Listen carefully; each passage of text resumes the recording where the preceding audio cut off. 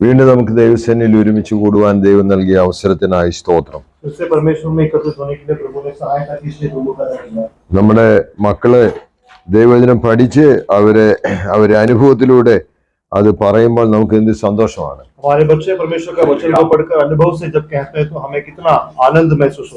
അങ്ങനെ തന്നെ ആയിരിക്കുമല്ലോ യേശു കർത്താവും. നമ്മൾ അവനെ സാക്ഷിക്കുമ്പോൾ, അവന് വേണ്ടി നിൽക്കുമ്പോൾ നമ്മെ കുറിച്ച് കർത്താവ് അഭിമാനിക്കുന്നത് ഇത് എന്റെ മകൻ എന്നുള്ളതാണ്. हम भी जो परमेश्वर के बारे में गवाही देते हैं, परमेश्वर का प्रचार करते हैं, मसीह के बारे में दूसरों को कहते हैं, तो हमारा परमेश्वर भी इसी तरह से खुश होता है और घमंड करता है कि ये मेरा संतान है. ജർമ്മനിയിൽ ജീവിച്ചിരുന്ന ജോഹാൻ ഗ്രൂണ്ട്ലർ എന്ന് പറഞ്ഞ അദ്ദേഹത്തിന് താൻ ഒരു ക്രിസ്ത്യാനി എന്നുള്ളതിൽ ഭയങ്കര അഭിമാനമായിരുന്നു. जर्मनी में जीवित एक व्यक्ति जॉन ग्रुंडलर जो था, वो एक ईसाई है, इसका उससे बहुत अभिमान था. അതിന്റെ അഭിമാനം കൊണ്ട് പുള്ളി ആരോടും സുവിശേഷം പറയാറില്ല. और उस अभिमान के कारण वो किसी को सुसमाचार नहीं सुनाते. ഞാൻ മാത്രമാണ് യേശുവിനെ അറിഞ്ഞത്, അതിലുള്ള അഭിമാനം തനിക്കുണ്ടായിരുന്നു. मैं मात्र यीशु मसीह को जाना हो और उसमें उसका घमंड था. എന്നാല് ഒരവസരത്തില് താഴ്മയെ കുറിച്ച്, ജീവിതത്തിൽ വേണ്ടിയ മാറ്റങ്ങളെ കുറിച്ച് താൻ ഒരു സന്ദേശം കേട്ടപ്പോൾ തനിക്ക് തോന്നി ഈ അഭിമാനം ദുരഭിമാനമാണെന്ന്. और जब उन्होंने एक बार नम्रता के बारे में और दीनता के बारे में प्रचार को सुना, वो समझ गए ये उनका जो अभिमान है वो गलत अभिमान है. കർത്താവ് എന്നിൽ ആനന്ദിക്കുന്നത്, എന്നിൽ സന്തോഷിക്കുന്നത് ഞാൻ അനുഭവിക്കുന്ന സന്തോഷം മറ്റുള്ളവരോട് പങ്കുവെക്കുമ്പോഴാണെന്ന്. मसीह मुझ में तब आनंदित होते हैं जब जो आनंद का अनुभव मैं करता हूँ वो दूसरों के साथ मैं बांटता हूँ. അങ്ങനെയാണ് പുള്ളി ഇന്ത്യയിലേക്ക് കർത്താവിന്റെ വേലയ്ക്ക് വേണ്ടി വന്നത്. और इस तरह से वो इंडिया में परमेश्वर की सेवकाई के लिए आए. തമിഴ്നാട്ടിലാണ് അധിക പങ്കും ചെലവഴിച്ചത്. और तमिलनाडु में अधिक समय उन्होंने बिताया. എന്നാല് താൻ അവിടുത്തെ അന്നത്തെ 1677 താൻ ഇവിടെ വരുന്നത്. 1670 में उस समय में वो यहाँ पर आए. വളരെ പ്രയാസം പിടിച്ച പല അനുഭവങ്ങളാണ് തനിക്ക് ഉണ്ടായത്. और बहुत ही मुश्किल का दौर था जो उनका अनुभव था. അത് നിമിത്തം തനിക്ക് ദൈവത്തോട് കൂടുതൽ അടുക്കുവാൻ മുഖാന്തരമായി. और उस कारण परमेश्वर के और नजदीक आने के लिए वो जरिया बना. മാത്രമല്ല മറ്റു പലരെയും കർത്താവിലേക്ക് ആകർഷിക്കാൻ തന്റെ ജീവിതം മതിയായതായിരുന്നു. और इतना ही नहीं, उनका जीवन कई लोगों को परमेश्वर की ओर आकर्षित होने के लिए कारण बना. താനെ മറ്റു പലരോടും പറയാറുണ്ട്, നിത്യജീവനെ നിങ്ങൾ അവകാശിയാകണം, ആ അനുഭവം എനിക്കുണ്ട് എന്ന്. वो कई लोगों को बताते थे अनंत जीवन जो है उसका तुम्हें वारिस बनना है, मैं उसका एक अनुभवी हूँ. പ്രിയമുള്ളവരെ, നമ്മുടെ ജീവിതത്തിലെ നാം അനുഭവിക്കുന്ന സന്തോഷം മറ്റുള്ളവരോട് പങ്കുവെപ്പാൻ നാം എത്ര താല്പര്യരാണ്. हमारे जीवन में प्रिय लोगों, जो आनंद को हम अनुभव करते हैं वो दूसरों को बांटने के लिए हमारी कितनी इच्छा होता है. ദൈവം നമ്മെ വിളിച്ചിരിക്കുന്നത് ഇത് അനുഭവമാക്കിക്കൊണ്ട് മറ്റുള്ളവരോട് സാക്ഷീകരിക്കേണ്ടതിന് വേണ്ടിയാണ്. मसीह ने हमको जो बुलाया है इसको अनुभव करके दूसरों को इसके बारे में गवाही देने के लिए. അതുകൊണ്ടാണ് ഞാൻ പറഞ്ഞത്, ഒരു വൈകാരിക, ഒരു ഇമോഷണൽ ആയിട്ടുള്ള ഒരു അനുഭവത്തിലല്ല, ഇതൊരു റിയൽ എക്സ്പീരിയൻസ് ആയിട്ട് നമുക്ക് മാറണം. इसलिए मैंने कहा एक भावना में बहते हुए, एक बहुतत्व में नहीं, लेकिन ये हमारा अनुभव बनना है. നാം കർത്താവിന്റെ ദാസന്മാരെ കുറിച്ച് പഠിക്കുമ്പോൾ ഇത് അവരുടെ വെറുതെ കഥയല്ല, അനുഭവമായിരുന്നു. प्रभु के दासों के बारे में जब हम सीखते हैं, ये उनकी कहानी नहीं, उनका जिंदगी का सच्चाई था. കണ്ണൂര് എനിക്കൊരു പ്രിയ സഹോദരനുണ്ട്, ടോമി എന്നാണ് പുള്ളിയുടെ പേര്. कन्नूर में आपका एक प्रिय भाई है, टॉमी उनका नाम है. ടോമി മരക്കച്ചവടം ചെയ്യുന്ന ആളാണ്. മരം, അതായത് നമ്മൾ തടി വാങ്ങിച്ച് അത് വെട്ടി മില്ലിൽ കൊടുത്ത് അതിന്റെ പൈസ മറ്റുള്ളവർക്ക് കൊടുക്കുന്ന ഒരാളാണ്. और टॉमी जो है वो जो पेड़ होता है या जो लकड़ी होता है उसका व्यापार करता है. वो पेड़ों को खरीदता है और उसको मिल में देकर उसे फलक बनाकर उसको बेचता है. കഴിഞ്ഞ ദിവസം ഞാന് കണ്ണൂരിൽ നിന്ന് തളിപ്പറമ്പ് വഴി അങ്ങനെ പയ്യാവൂർക്ക് യാത്ര ചെയ്യുമ്പോൾ അടുത്തിരുന്ന ആളുമായിട്ട് ഇങ്ങനെ സംസാരിച്ചു. पिछले दिनों में कन्नूर में जब वो तलीपरम की ओर सफर कर रहे थे, तब जो नजदीक बैठे थे उनके साथ ऐसे बात किया. അപ്പൊ അദ്ദേഹം എന്നോട് ചോദിച്ചു, നിങ്ങള് ടോമി ബ്രദറിന്റെ കൂട്ടത്തിലുള്ള ആളാണോ എന്ന്. उन्होंने पूछा, आप टॉमी ब्रदर के संग रहने वाले हो क्या? അപ്പൊ ഞാൻ പറഞ്ഞു, അതെ, അങ്ങനെ തന്നെയാ. मैंने कहा हाँ वैसा ही है. അപ്പൊ ഞാൻ ചോദിച്ചു, എന്തുകൊണ്ടാ ടോമിയെ ഇത്രയും നിങ്ങൾ ഓർക്കുന്നത്? मैंने पूछा, आप टॉमी को क्यों याद करते हो? അയ്യോ, അതുപോലൊരു മനുഷ്യനെ എന്റെ ജീവിതത്തിൽ ഞാൻ കണ്ടിട്ടില്ല. उन्होंने कहा, ऐसा एक व्यक्ति को मेरे जीवन में मैंने नहीं देखा. അദ്ദേഹത്തിന്റെ തോട്ടത്തിലെ എല്ലാ മരങ്ങളും ഇദ്ദേഹം ടോമിയാണ് വാങ്ങിച്ചത്. और उनका जो खेती है वहाँ के सारे जो झाड़ है वो ये टॉमी ने खरीदा था. സാധാരണ അങ്ങനെ വാങ്ങിച്ച് ആ മരം വെട്ടി അത് കമ്പനിയിൽ കൊടുത്തിട്ടാണ് അവർക്ക് പൈസ കൊടുക്കുന്നത്. और साधारण रीति से एक बार ये खरीदी हो जाने के बाद सारे पेड़ों को काटकर मिल में देकर जब पैसे में तब्दील होता है तब उनका पेमेंट किया जाता है. അങ്ങനെ എല്ലാം വെട്ടി കൊടുത്തു. और इस तरह से सब कुछ काट कर അപ്പൊ दिया। വെട്ടുന്നതിന് മുമ്പേ ഇതിന്റെ പൈസ അദ്ദേഹം പറഞ്ഞ് ഒരു കോൺട്രാക്ട് ഉണ്ട്. काटने से पहले ही इसका पूरा जितना भी उसका पैसा है उसका एक करार है।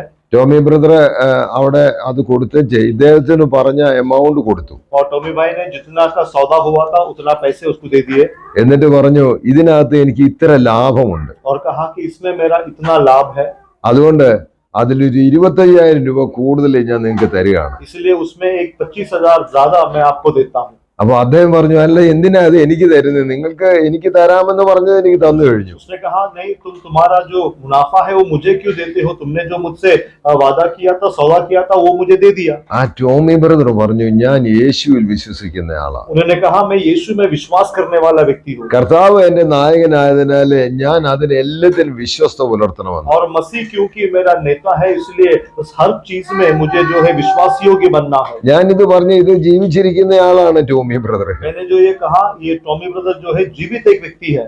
ടോമി ബ്രദറിനെ എവിടെ പോയാലും ഈ ആ പോലീസ് സ്റ്റേഷന് പോലും അറിയാം, ഓ ടോമിയുടെ ആളാണോ, നിങ്ങൾ പോയിക്കോ, നിങ്ങളെ സുവിശേഷം പറഞ്ഞ തടസ്സമില്ല.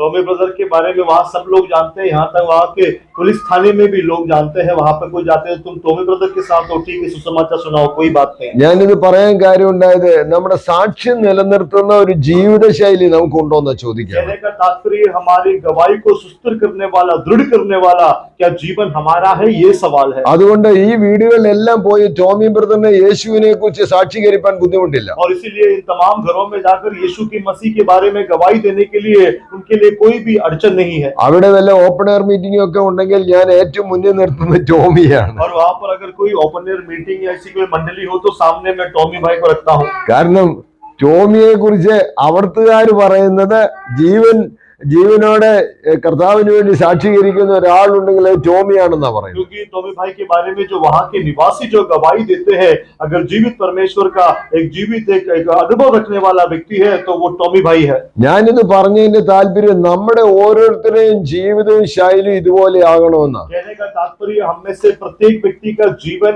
और बर्ताव ऐसा होना है। തിരുവല്ലയ്ക്ക് അടുത്ത് ഒരു പ്രിയ സഹോദരൻ ഉണ്ടായിരുന്നു, 1910 ജീവിച്ച ആളാ. तिरुला के नजदीक में व्यक्ति था जो 1910 में वो जिया करता था। കരിമ്പിൽ ചെറിയാച്ചൻ എന്ന അദ്ദേഹത്തിന്റെ പേര്. കരിമ്പിൽ ചെറിയാച്ചൻ उनका नाम था। അദ്ദേഹം ഈ കരിമ്പൻ തോട്ടങ്ങള് കോൺട്രാക്ട് എടുത്തിട്ട് അതെല്ലാം വെട്ടി ഒതുക്കി കാളവണ്ടിയിലാക്കി പണ്ടത്തെ രീതിയിൽ എന്നിട്ട് പറക്കോട് ചന്തയിൽ കൊണ്ട് വിൽക്കും. वो गन्ने का खेती जो है उस खेती का जो है पूरा ठेका लेता था। उसके बाद जब वो पक जाने पर वो सब काट कर परकोट नाम जगह में उसे ले जाकर बेचता था। ഒരവസരത്തില് കൃഷ്ണൻ നായരുടെ തോട്ടമാണ് പുള്ളി എടുത്തിരുന്നത്. एक ऐसे समय में कृष्ण नायर नाम का एक व्यक्ति, उसका जो जमीन है उन्होंने लिया। 10 കാളവണ്ടി നിറയെ സാധനങ്ങളുമായിട്ട് അദ്ദേഹം ഈ കരിമ്പായിട്ട് ഇവിടെ ചെന്നു. और 10 बैलगाड़ी भरकर पूरा गन्ने भरकर वो वहां गया, ഈ മാർക്കറ്റിൽ ചെന്നു. मार्केट में गया। ഇപ്പോൾ ഇത് എടുത്തിരുന്നത് ഒരു കിൻഡലിന് 10 രൂപ വെച്ചിട്ടാ. तो 1 क्विंटल का 10 रुपया था। അന്ന് അത് വലിയ വിലയാണ്. उस समय में वो बहुत बड़ा दाम था। പക്ഷെ അവിടെ വിൽപ്പന നടത്തിയപ്പോൾ അത് 40 രൂപ കിൻഡലിനുണ്ട്. लेकिन जब वो बेचा तो क्विंटल के लिए 40 रुपए मिला। അതെല്ലാം കഴിഞ്ഞിട്ട് ചെറിയാച്ചൻ ഇവിടെ വന്നു. वो सब होने के बाद ये चिड़ियाचंद भाई जो है वो यहाँ वापस आया। എന്നിട്ട് കൃഷ്ണൻ നായർ വീട്ടിൽ ചെന്നു. कृष्ण नायर के घर पहुंचा എന്നിട്ട് പറഞ്ഞ ഇത്രയും കിൻഡലുണ്ട്, അതിന്റെ കണക്കെല്ലാം കൊടുത്തു, അതിന് പൈസ കൊടുത്തു. और इतना क्विंटल का उसका दाम इतना है, ये सब कुछ दिया। അതിന്റെ ലാഭത്തില് അദ്ദേഹം പറഞ്ഞു പകുതി നിങ്ങൾക്കുള്ള, നിങ്ങളാ കർഷകനെന്ന്. और उसने उसका जो मुनाफा था उसका आधा मुनाफा उसको दिया और कहा तुम किसान हो। അദ്ദേഹം ചോദിച്ചു ഇത് എന്താ കാര്യമെന്ന്. उन्होंने कहा ये क्या बात है। ഇത് ചരിത്രത്തിലുള്ളതാ, സഭാചരിത്രത്തിൽ റെക്കോർഡാണ് ഇത്. ये കരിമ്പിൽ ചെറിയാച്ചായന്റെ സാക്ഷ്യം. ये इतिहास में है, कलीसिया का इतिहास में इसको लिखा गया है करीम चिड़ियाचंद के बारे में। കൃഷ്ണൻ നായർ പറഞ്ഞു അങ്ങനെയെങ്കിൽ ഞാൻ നിങ്ങളുടെ കൂടെ അടുത്ത് നിങ്ങളെ ഈ ദൈവത്തെ എനിക്ക് മനസ്സിലാക്കാൻ ഞാൻ വരാമെന്ന്. और ऐसा है तो तुम्हारा ये परमेश्वर को समझने के लिए मैं आऊंगा, ऐसा कृष्णदास ने बोला। അത് നിമിത്തം അദ്ദേഹം യേശുവിനെ രക്ഷകനായി സ്വീകരിച്ചു. उस कारण वो यीशु मसीह को व्यक्तिगत प्रभु के तौर पर स्वीकार किया। ഞാൻ ഇത് പറഞ്ഞതിന്റെ താല്പര്യം നമുക്ക് ആ ഫുൾനെസ് എക്സ്പീരിയൻസ് വരുന്ന അവസരത്തില് നമ്മൾ കർത്താവിന് വേണ്ടി സാക്ഷിയാകാൻ നമ്മുടെ ദൈനംദിന ജീവിതം അതിന് മുഖാന്തരമായി മാറുന്നുണ്ടോ എന്ന് ചോദിക്കുന്നത്. कहने का तात्पर्य जब ये परमेश्वर की भरपूरी से परिपूर्ण हो जाते हैं तो हमारा जीवन जो है इस तरह से परमेश्वर का गवाह बनने के लिए रोजमर्रा के जीवन में होता ये है नहीं, ये हमारा सवाल है। അത് നമ്മൾ കഴിഞ്ഞ ദിവസം വായിച്ചപ്പോൾ ജോസഫിന്റെ ജീവിതത്തിൽ യജമാനൻ കണ്ടു എന്ന് വായിച്ചു. पिछले दिनों में हमने देखा यूसुफ के जीवन में उसके स्वामी ने या मालिक ने देखा, ऐसा लिखा है। ഇസാക്കിന്റെ ജീവിതത്തിലെ അവര് സ്പഷ്ടമായി അറിഞ്ഞു എന്നാ പറഞ്ഞത്. इसहाक के बारे में लिखा है उन लोगों ने स्पष्ट देखा। അങ്ങനെ നിരവധി കർത്താവിന്റെ ദാസന്മാരുടെ ജീവിതമാണ് ഇന്ന് നമുക്ക് നമ്മുടെ മുൻപാകെ മാതൃകയായിരിക്കും. ऐसे अनेक प्रभु के दासों का जीवन जो है हमारे सामने एक नमूना जैसा है। ഞാൻ അതുകൊണ്ട് പറയുന്നത് നമ്മുടെ ജീവിതത്തിൽ നടക്കുന്ന എല്ലാം ദൈവത്തിന്റെ മുന്നറിയിപ്പുണ്ട്. और इसीलिए हमारे जीवन में जो भी चलता है वो परमेश्वर ने पहले से ठहराया है। ഇന്നത്തെ നമ്മുടെ ധ്യാനത്തിന് വേണ്ടി റോമാലേഖനം 8-ാം അധ്യായം 28-ാം വാക്യം നമുക്ക് വളരെ പരിചയമുള്ള ഒരു വാക്യമാണ്. നമുക്ക് വായിക്കാം. रोमर की पत्री 8 का 28. को पढ़ेंगे। And we know that all things work together for good to those who love God, to those who are called according to His purpose. ആ വാക്യം ഒന്ന് ഹിന്ദിയിൽ. എന്നാൽ ദൈവത്തെ സ്നേഹിക്കുന്നവർക്ക് നിർണയപ്രകാരം വിളിക്കപ്പെട്ടവർക്ക് തന്നെ സകലവും നന്മയ്ക്കായി കൂടി വ്യാപരിക്കുന്നു എന്ന് നാം അറിയുന്നു. God causes things to happen. परमेश्वर चीजों को करता है। ഈ ഒരു വചനം നമ്മുടെ ഹൃദയത്തിൽ നമ്മൾ എഴുതണം. और ये वचन हमारे हृदयों में हमको लिखना है। If God causes things to happen, अगर परमेश्वर कार्यों को करता है, will there be any mistake? क्या उसमें कोई गलती होगा? Will he make any mistake? क्या परमेश्वर कोई गलती करता है? ദൈവം പ്രവർത്തിക്കുന്ന എന്ന് വരികില് എന്തെങ്കിലും നമ്മളെ അത് ദൈവത്തിന് തെറ്റുപറ്റുമോ? परमेश्वर अगर कार्य करता है तो परमेश्वर से क्या गलती होती है? ഞാൻ മനസ്സിലാക്കുന്ന ദൈവത്തിന് ഒരിക്കലും തെറ്റുപറ്റുന്നില്ല. मैं समझता हूँ परमेश्वर से कभी गलती नहीं होता। ഈവൻ ദൈവമാണ് നമ്മെ ഇവിടെ കൊണ്ടുവന്നത്. यहाँ तक कि परमेश्वर ने हमको यहाँ लाया है। നമ്മൾ വിചാരിക്കും കർത്താവേ ഇതൊരു വല്ലാത്ത ട്രാപ്പിലാണല്ലോ എന്ന്. हम सोचेंगे अरे कैसा एक फंदे में फंसा है। എന്നാൽ ഇതിന്റെ ബിഹൈൻഡ് ആയിട്ട് നമ്മൾ മനസ്സിലാക്കേണ്ടത് ഗോഡ് കോസസ് എവറിതിങ്സ് ടു വർക്ക്. उसके बीच में परमेश्वर ये सारे कार्य करता है। ദൈവത്തിന് പ്രവർത്തിപ്പാനായിട്ട് സമയമുണ്ട്. परमेश्वर के लिए कार्य करने के लिए समय है। ദൈവത്തെ സ്നേഹിക്കുന്നവർക്ക് परमेश्वर से जो प्रेम रखते हैं എല്ലാം ദൈവം നന്മയ്ക്ക് വേണ്ടിയാണ് ചെയ്യുന്നത്. सब कुछ भलाई के लिए उत्पन्न करता है। God causes things to happen. परमेश्वर कार्यों को करता है। ദൈവം പ്രവർത്തിക്കുന്നു. परमेश्वर कार्य करता है। ദൈവം പ്രവർത്തിക്കുന്നു എന്ന് വരികില് ഒരിക്കലും അത് തെറ്റായി ഭവിക്കയില്ല. परमेश्वर अगर कार्य करेगा तो वो कभी भी गलत नहीं होता। നമ്മൾ ചിന്തിക്കും അയ്യോ അത് തെറ്റായി പോയോ എന്ന്. हम विचार करेंगे क्या वो गलत हुआ है? ഒരിക്കലുമില്ല. कभी भी नहीं। God causes things to happen in a right way. परमेश्वर सब कुछ सही रीति से करता है। He never makes a mistake. वो कभी गलती नहीं करता। ദൈവത്തിന് ഒരിക്കലും തെറ്റ് പറ്റുന്നില്ല. परमेश्वर से कभी गलत नहीं होता। അത് എങ്ങനെയാ ഞാൻ മനസ്സിലാക്കുന്നത്? तो मैं कैसे समझता हूँ? ഞാൻ ദൈവവചനത്തിന്റെ അടിസ്ഥാനത്തിലെ കുറെ അനുഭവങ്ങൾ പറയാൻ പോവാ. परमेश्वर के वचन के आधार पर कुछ बातें बताने वाला हूँ। നമ്മൾ ഒരുപക്ഷെ ചിന്തിച്ചേക്കാം മോശയുടെ ജീവിതത്തിലെ താന് ജനിച്ചപ്പോഴേ തന്നെ മാതാപിതാക്കള് അവനെ എന്തുകൊണ്ടാണ് ആദ്യമേ തന്നെ ഈ നൈൽ നദിയിൽ ഒഴുക്കാതിരുന്നത് എന്നതിനെ കുറിച്ച് നമ്മൾ ദൈവവചനത്തിൽ വായിക്കുന്നുണ്ട്. हम विचार करेंगे मूसा के जीवन में पहले जब उसका जन्म हुआ उसको नैल की नदी में क्यों बहा नहीं दिया? അപ്പോസ്തല പ്രവൃത്തി 7-ാം അധ്യായത്തിന്റെ प्रेरितों का काम उसका 7 അതിന്റെ 20-ാമത്തെ വാക്യം ഒന്ന് വായിക്കാം. 7 का 20 को पढ़ेंगे। प्रेरितों का काम 7वां अध्याय उसका 20वां है। അക്കാലത്ത് മോശ ജനിച്ചു. ആ ദിവ്യസുന്ദരനായിരുന്നു. ദിവ്യസുന്ദരനായിരുന്നു. അവൻ 3 മാസം അപ്പന്റെ വീട്ടിൽ മതി ദിവ്യസുന്ദരനായിരുന്നു. बहुत सुंदर था। ദൈവം അവന് ഭംഗി കൊടുത്തതിൽ ഒരു ഉദ്ദേശം ഉണ്ടായിരുന്നു. परमेश्वर ने जो उसको सुंदरता दिया उसके पीछे भी एक कारण था। അല്ലെങ്കിൽ അപ്പോഴേ ഒഴുക്കി കളയുമായിരുന്നു. नहीं तो उसी समय उसको बहा देते। എന്നാല് ദൈവം കൊടുത്ത സൗന്ദര്യത്തിൽ ഇവര് ആകൃഷ്ടരായി. लेकिन परमेश्वर ने जो सुंदरता दिया था उस पर ये आकर्षित हुए। അത് തന്നെയാണ് പുറപ്പാട് പുസ്തകത്തിൽ 2-ാം അധ്യായം നമ്മൾ വായിക്കുന്നുണ്ട്. और यही निर्गमन के 2 में हम पढ़ते हैं। അവൻ निर्गमन 2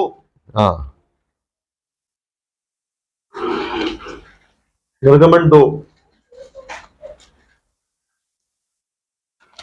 അവിടെ മോശ ജനിച്ചപ്പോൾ അവൻ സുന്ദരനായതുകൊണ്ട് അവനെ കളഞ്ഞില്ല എന്നാ വായിക്കുന്നത്. ഭംഗിയുള്ളവനായിരുന്നു. मूसा जन्मने पर वो सुंदर था इसलिए उसको नहीं बहाया, ऐसा लिखा है। അപ്പോൾ ദൈവത്തിന് തെറ്റുപറ്റിയിട്ടല്ല അവന് സൗന്ദര്യം കൊടുത്തത്. तो परमेश्वर से गलती हुआ इसलिए उसको सुंदरता मिला, ऐसा नहीं है। എന്നാൽ ദൈവത്തിന്റെ പദ്ധതിയുടെ ഭാഗമായിരുന്നു മോശ. लेकिन परमेश्वर की योजना का भाग था मूसा। അതുകൊണ്ട് നമ്മുടെ ഓരോരുത്തരുടെയും ജീവിതത്തിൽ നമ്മൾ മനസ്സിലാക്കേണ്ടത് ദൈവം നമുക്ക് തന്നിരിക്കുന്ന സൗകര്യങ്ങളോ എന്തുവാണേലും ഇറ്റ്സ് ഓൾ ഗോഡ്സ് പ്ലാൻ. इसलिए हमारे जीवन में परमेश्वर ने जो भी सहूलियत हमको दिया है, जो कुछ भी दिया है, वो परमेश्वर की योजना है. ദൈവത്തിന് ഒരിക്കലും തെറ്റുപറ്റിയിട്ടില്ല. परमेश्वर से कभी गलती नहीं होती. ഇന്ന് ഇവിടെ നമ്മൾ ആയിരിക്കുന്നത് ദൈവത്തിന്റെ പദ്ധതിയാണ്. आज हम जो यहाँ है वो भी परमेश्वर की योजना है. ദൈവം നമ്മെ തന്റെ പദ്ധതിയുടെ ഭാഗമായിട്ടാണ് ഇവിടെ കൊണ്ടുവന്നത്. परमेश्वर ने अपनी योजना के तहत हमको यहाँ लाया है. നമ്മൾ ചിന്തിക്കുന്നതിനേക്കാൾ ഉപരിയായിട്ട് ദൈവം പ്രവർത്തിക്കുകയായിരുന്നു. हम विचार करने से परे परमेश्वर कार्य कर रहा था.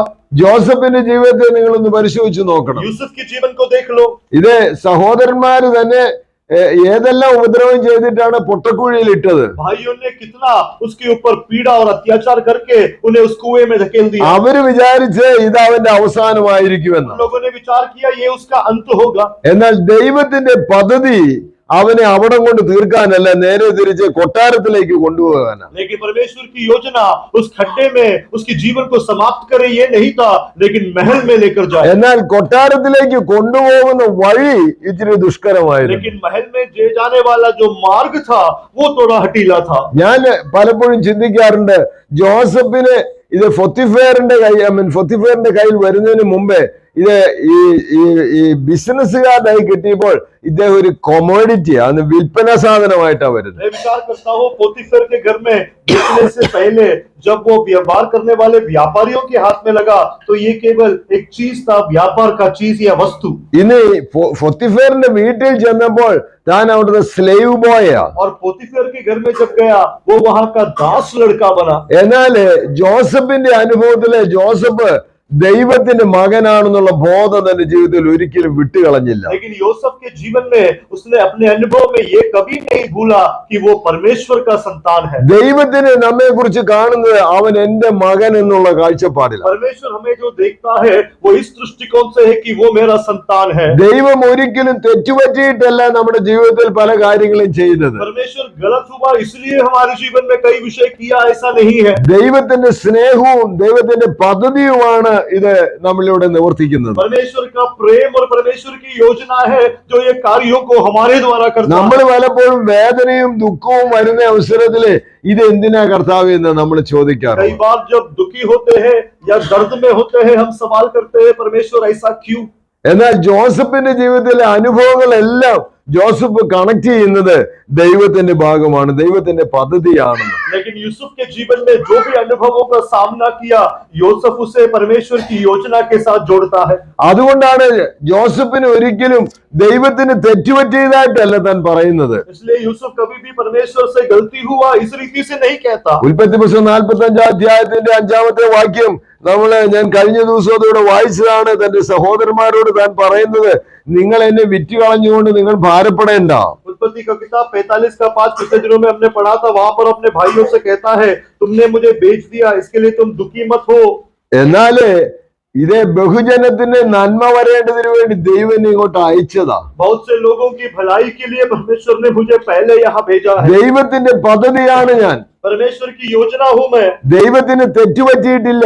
परमेश्वर से गलती नहीं हुआ നല്ല ഉറപ്പിലാണ് താൻ സംഭാഷിക്കുന്നത്. और वो अच्छे दृढ़ता से वहां पर बात करता है. ഇത് നമ്മുടെ ജീവിതത്തിൽ നമുക്കൊന്ന് മനസ്സിലാക്കണം. ये हमारे जीवन में हमको समझना है.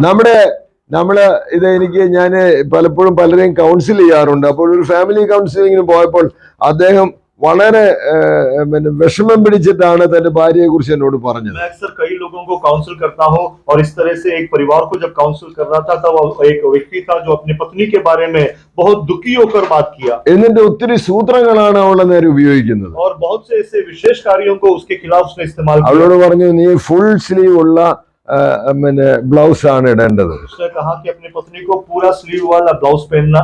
അപ്പം ഞാൻ ഇദ്ദേഹത്തെ മനസ്സിലാക്കിയപ്പോൾ എന്താ കാര്യം എന്നറിയാമോ, അത് കൈ ഇച്ചിരി കറുപ്പാണ്, അതുകൊണ്ട് ഫുൾ സ്ലീവ് ഇട്ടോട്ടെ. कारण क्या है मैंने जांचा तो पता चला क्योंकि उसका पत्नी का हाथ थोड़ा काला था, उसको छिपाने के लिए पूरा स्लीव्स वाला ब्लाउज पहनना है. ഞാൻ ഇദ്ദേഹത്തോട് ചോദിച്ചു, എന്റെ പ്രിയ സുഹൃത്തെ, നിനക്ക് ദൈവം തെരഞ്ഞെടുത്ത് തന്നതാണ് ഈ ഭാര്യ എന്ന് എനിക്ക് ഉറപ്പുണ്ടോ? मैंने कहा हे भाई क्या तुझे ये पुष्टि है कि परमेश्वर ने इस बहन को चुनकर तुम्हें पत्नी बनाकर दिया है. അദ്ദേഹം എന്നോട് പറഞ്ഞ സ്പെസിഫിക് ആയിട്ട് അങ്ങനെയൊന്നും ചോദിക്കരുതെന്ന്. उसने कहा इस तरह से ऐसा विशिष्ट सवाल मत करो. ഞാൻ പറഞ്ഞു വരുന്നത്, ദൈവം എന്റെ ജീവിതത്തിൽ പ്രവർത്തിക്കുന്നു എന്നുള്ളതിനെ കുറിച്ചുള്ള ഉറപ്പുണ്ടെങ്കിൽ നമ്മുടെ കുടുംബങ്ങൾ തന്നെ നന്നായി പോകാൻ പറ്റുള്ളൂ. कहने का तात्पर्य परमेश्वर मेरे जीवन में कार्य करता है, इसका दृढ़ निश्चय हो तो तभी परमेश्वर हमारे परिवारों में भी काम कर सकता ഈ है. വാക്യം മറന്നു കളയരുത്. God causes things to happen. इसलिए वचन को भूलना नहीं, परमेश्वर कार्य करता है, ദൈവമാണ് പ്രവർത്തിക്കുന്നത്. परमेश्वर इसका कारण है. മറ്റാരെങ്കിലും ആയിരുന്നു നമുക്ക് പറയാം ഇത് തെറ്റാണെന്ന്. अगर और कोई होता तो हम कह सकते थे ये गलत है, എന്നാൽ ദൈവത്തിന് ഒരിക്കലും തെറ്റ് പറ്റുന്നില്ല. लेकिन परमेश्वर से कभी भी गलती नहीं होती. നമ്മെ വിവിധ അനുഭവങ്ങളോടെ കടത്തി വിടുന്നത് ദൈവത്തിന്റെ പദ്ധതിയുടെ अलग ഭാഗമായിട്ടാണ്. अलग अनुभवों के द्वारा जो हमें वो ले चलता है, वो परमेश्वर के उस योजना के तहत है. അത് എന്നാ ആരംഭിച്ചത്? ये कब शुरू हुआ? എങ്ങനെയാണ് ദൈവം നമ്മുടെ ജീവിതത്തിൽ പ്രവർത്തിക്കാനായിട്ട് തുടങ്ങിയത്? हमारे जीवन में कार्य करना परमेश्वर ने कैसे आरंभ किया? നിങ്ങൾ പിറക്കുന്നതിന് മുമ്പേ. तुम्हारा जन्म होने से पहले. എഫേസ്യലേഖനം 1-ാം അധ്യായത്തിന്റെ 4-ാം വാക്യത്തിൽ നമ്മൾ വായിച്ചു. एफेसर की पत्री 4 का 1 में पढ़ा, അവിടെ പ്രത്യേകിച്ച് എടുത്ത് പറയുന്നത് वह विशेष तौर पर लिखा है, നാം തന്നെ സന്നിധിയിൽ ആ വിശുദ്ധരും നിഷ്കളങ്കരുമാകേണ്ടതിന് ആ അവൻ ലോകസ്ഥാപനം ലോകസ്ഥാപനത്തിന് മുമ്പേ എന്നാ അവിടെ പറഞ്ഞത്. संसार की उत्पत्ति से पहले वहां लिखा. എന്നാൽ ജെരമ്യായിക്ക് പറഞ്ഞു എന്താ? लेकिन यिर्मयाह को क्या कहा? നീ അമ്മയുടെ ഉദരത്തിൽ ഉരുവാകുന്നതിന് മുമ്പേ. तेरे माँ के गर्भ में उत्पन्न होने से पहले. അപ്പോൾ നാം വാസ്തവത്തിലെ ഒരു ഫോം ആയിട്ട് മാറുന്നതിന് മുമ്പേ ദൈവം എന്നെ പിണ്ടാകാരമായിരുന്നപ്പോൾ കണ്ടുവെന്ന 139-ാം സങ്കീർത്തനത്തിൽ വായിക്കുന്നു. 149 में हम देखते हैं, मेरा अस्तित्व बनने से पहले या मेरी भ्रूण अवस्था के पहले से परमेश्वर ने मुझे जान लिया, ऐसा लिखा है. അപ്പോൾ ദൈവത്തിന് തെറ്റുപറ്റിയതല്ല. तो परमेश्वर से गलती नहीं हुआ. എന്നാൽ ദൈവം പ്ലാൻ ചെയ്തത് നമ്മുടെ മനസ്സിലെല്ലാം തോന്നുന്നതിന് മുമ്പേ. लेकिन परमेश्वर ने जो योजना बनाया हमारे मन में, इसका विचार आने से भी पहले. നമ്മുടെ ജീവിതത്തിൽ നമ്മൾ മനസ്സിലാക്കേണ്ടത് ദൈവം എന്നിൽ പ്രവർത്തിക്കുന്നു എന്നുള്ള വസ്തുതയാണ്. हमारे जीवन में हमको समझना है कि परमेश्वर मेरे जीवन में कार्य करता है. ദൈവം അങ്ങനെ പ്രവർത്തിക്കുന്നുവെങ്കിൽ നമുക്ക് ആർക്കെങ്കിലും പറയാൻ കഴിയുമോ, ഓ ഞാനില്ല, എനിക്ക് പറ്റുകയില്ല, എനിക്ക് കർത്താവിനെ അനുഗമിക്കാൻ പറ്റുകയില്ല എന്ന് പറയാൻ പറ്റും? और परमेश्वर ऐसा अगर हमारे जीवन में कार्य करते हैं तो क्या हम में से कोई कह सकता है नहीं मैं ऐसा नहीं हूँ, ये काम मैं नहीं करूंगा, परमेश्वर के पीछे मैं नहीं हो सकता? യെരമ്യാ പ്രവാചകൻ പറയുന്നുണ്ട്, ഞാൻ ബാലനാണ്, എനിക്ക് സംസാരിക്കാൻ അറിഞ്ഞുകൂടാ. यिर्मयाह नबी कहता है मैं बालक हूँ या मैं बच्चा हूँ, मैं मुझे बात करना नहीं എന്നാൽ आता. ദൈവം അവനോട് പറയുന്നത് നീ ബാലൻ എന്ന് പറയരുത്. लेकिन परमेश्वर कहता है तू बच्चा है ऐसा मत बोल. നിന്നെ ഞാൻ എന്നാണ് കണ്ടത്? तुझे मैंने कब देखा था? അമ്മയുടെ ഉദരത്തിൽ ഉരുവാകുന്നതിന് മുമ്പേ നിന്നെ നിയോഗിച്ചു, നിന്നെ നിയമിച്ചു, നിന്നെ അഭിഷേകം ചെയ്തു. ഇതിനായിട്ട് ഞാൻ നിന്നെ കൊണ്ടുവന്നതാണ്. माँ के गर्भ में तेरी उत्पन्न होने से पहले मैंने तुझे देखा है, तुझे चुना है, तुझे नियुक्त किया है और तुझे अभिषेक करके इसलिए तुझे लाया. നമ്മൾ ദൈവത്തോട് പറയുന്ന കർത്താവേ നിനക്ക് തെറ്റുപറ്റി, ഞാനല്ലാതെ റൈറ്റ് പേഴ്സൺ. हम भी परमेश्वर से कहते हैं परमेश्वर तुझसे गलती हुआ है, मैं सही व्यक्ति नहीं हूँ. എന്നാൽ ദൈവം പറയുന്നത് അല്ലല്ല, എനിക്ക് തെറ്റുപറ്റിയിട്ടില്ല, നിനക്കാണ് തെറ്റുപറ്റിയത്. लेकिन परमेश्वर कहता है नहीं ऐसा नहीं है, मुझसे गलती नहीं हुआ, तुझे गलती हुई है. അവിടെ പ്രവാചകൻ പറയുന്നുണ്ട് എനിക്ക് സംസാരിക്കാൻ അറിഞ്ഞുകൂടാ, എനിക്ക് സന്ദേശമില്ല എന്നൊക്കെ പറയുന്നു. वहाँ नबी कहता है मुझे बात करना नहीं आता, मेरे पास कोई संदेश नहीं है. എന്നാൽ ദൈവം തന്നോട് പറയുന്നത് लेकिन परमेश्वर जो उसको कहता है നീ ബാലൻ എന്ന് പറയരുത്. तू बालक के ऐसा मत बोल. പിന്നെ അതിന്റെ 8-ാമത്തെ വാക്യത്തില് നീ അവരെ ഭയപ്പെടരുത്. उसके 1:8 में वहां पे लिखा है कि तू उनसे डरना नहीं. അതിന് മുന്നത്തെ വാക്യത്തില് ഞാൻ നിന്നെ അയക്കുന്ന ഏവരുടെയും അടുക്കൽ നീ പോകുകയും നിന്നോട് കൽപ്പിക്കുന്നതൊക്കെയും സംസാരിക്കുകയും വേണം. ഞാൻ നിന്നോട് കൽപ്പിക്കുന്നതൊക്കെയും സംസാരിക്കുകയും വേണം. और उसके ऊपर लिखा है मैं जहां भी भेजू तुझे वहां जाना है और मैं जो तुझे आज्ञा दूं तुझे उनसे कहना है. ആരാ നിന്റെ കൂടെ വരുന്നത്? कौन तेरे साथ आता है? എനിക്ക് ഒരുപക്ഷെ കഴിവില്ല, हो सकता है मेरा कोई हुनर नहीं हो, എനിക്ക് എങ്ങനെയാണ് മറ്റുള്ളവർ സംസാരിക്കാൻ അറിയാമോ, दूसरों से कैसा बात करना है क्या मैं जानता हूँ. എന്നാൽ ഒന്നും അറിയണ്ട, कुछ मत जानो നീ ദൈവസേനയില്. परमेश्वर की उपस्थिति में. അത് ഞാൻ പറയുന്നത് നമുക്ക് ദൈവസേനയിൽ നമ്മെ തന്നെ സമർപ്പിച്ചു കൊടുക്കാനായിട്ട് കഴിയുമോ? परमेश्वर के सामने कि हम अपने आप को समर्पित कर सकते हैं. നമ്മുടെ ജീവിതത്തെ ദൈവത്തിൽ സമർപ്പിക്കുമ്പോഴാണ് നമുക്ക് ഇത് അനുഭവമാക്കാനായിട്ട് കഴിയുന്നത്. हमारे जीवन को परमेश्वर के सामने जब हम समर्पण करेंगे तब वो हमारा अनुभव बनेगा. ഇത് ഇംഗ്ലണ്ടിലെ ഉണ്ടായിരുന്ന ഫ്രാൻസിസ് ആസ്ബറി എന്ന് പറഞ്ഞ ഒരു കർത്താവിന്റെ ദാസൻ, इंग्लैंड में फ्रांसिस आस्बरी नाम का एक प्रभु का दास, അദ്ദേഹത്തിന് മറ്റുള്ളവരോട് സംസാരിക്കാൻ വളരെ വിഷമമുള്ള ഒരാളായിരുന്നു. दूसरों से बात करना उनके लिए बहुत दुख का विषय था। മാത്രമല്ല വീട്ടിലെ ദാരിദ്ര്യവും ഭയങ്കരമായിരുന്നു. और इतना ही नहीं, घर में जो गरीबी थी वो भी बहुत तीव्र था। എന്നാൽ 12 വയസ്സ് ഉള്ളപ്പോൾ താന് അവിടെ അടുത്തുള്ള ഈ ബ്ലാക്ക് സ്മിത്തിന്റെ അപ്രന്റീസ് ആയിട്ട് ജോലി ചെയ്യണം. കാരണം പഠിക്കാനൊന്നും ഇനി വഴിയില്ല, അതുകൊണ്ട് ജോലി ചെയ്യാൻ പറഞ്ഞു. लेकिन 12 साल की आयु में वहां पे जो लोहार था और लोहार के साथ उसका मददगार होकर, सहायक होकर काम करना था, क्योंकि पढ़ने की कोई संभावना नहीं है, कुछ काम सीखना था। തന്റെ മാതാവാണ് ദൈവസ്നേഹത്തെ കുറിച്ചും പാപം ചെയ്തവർക്ക് ദൈവം വലിയ ശിക്ഷയാണ് നൽകുന്നതിനെ കുറിച്ചൊക്കെ പറഞ്ഞ് മനസ്സിലാക്കി കൊടുത്തത്. माँ जी ने उनको समाया परमेश्वर के प्रेम के बारे में, और जो पाप करता है उसको दंड मिलता है, ये सब सिखाया।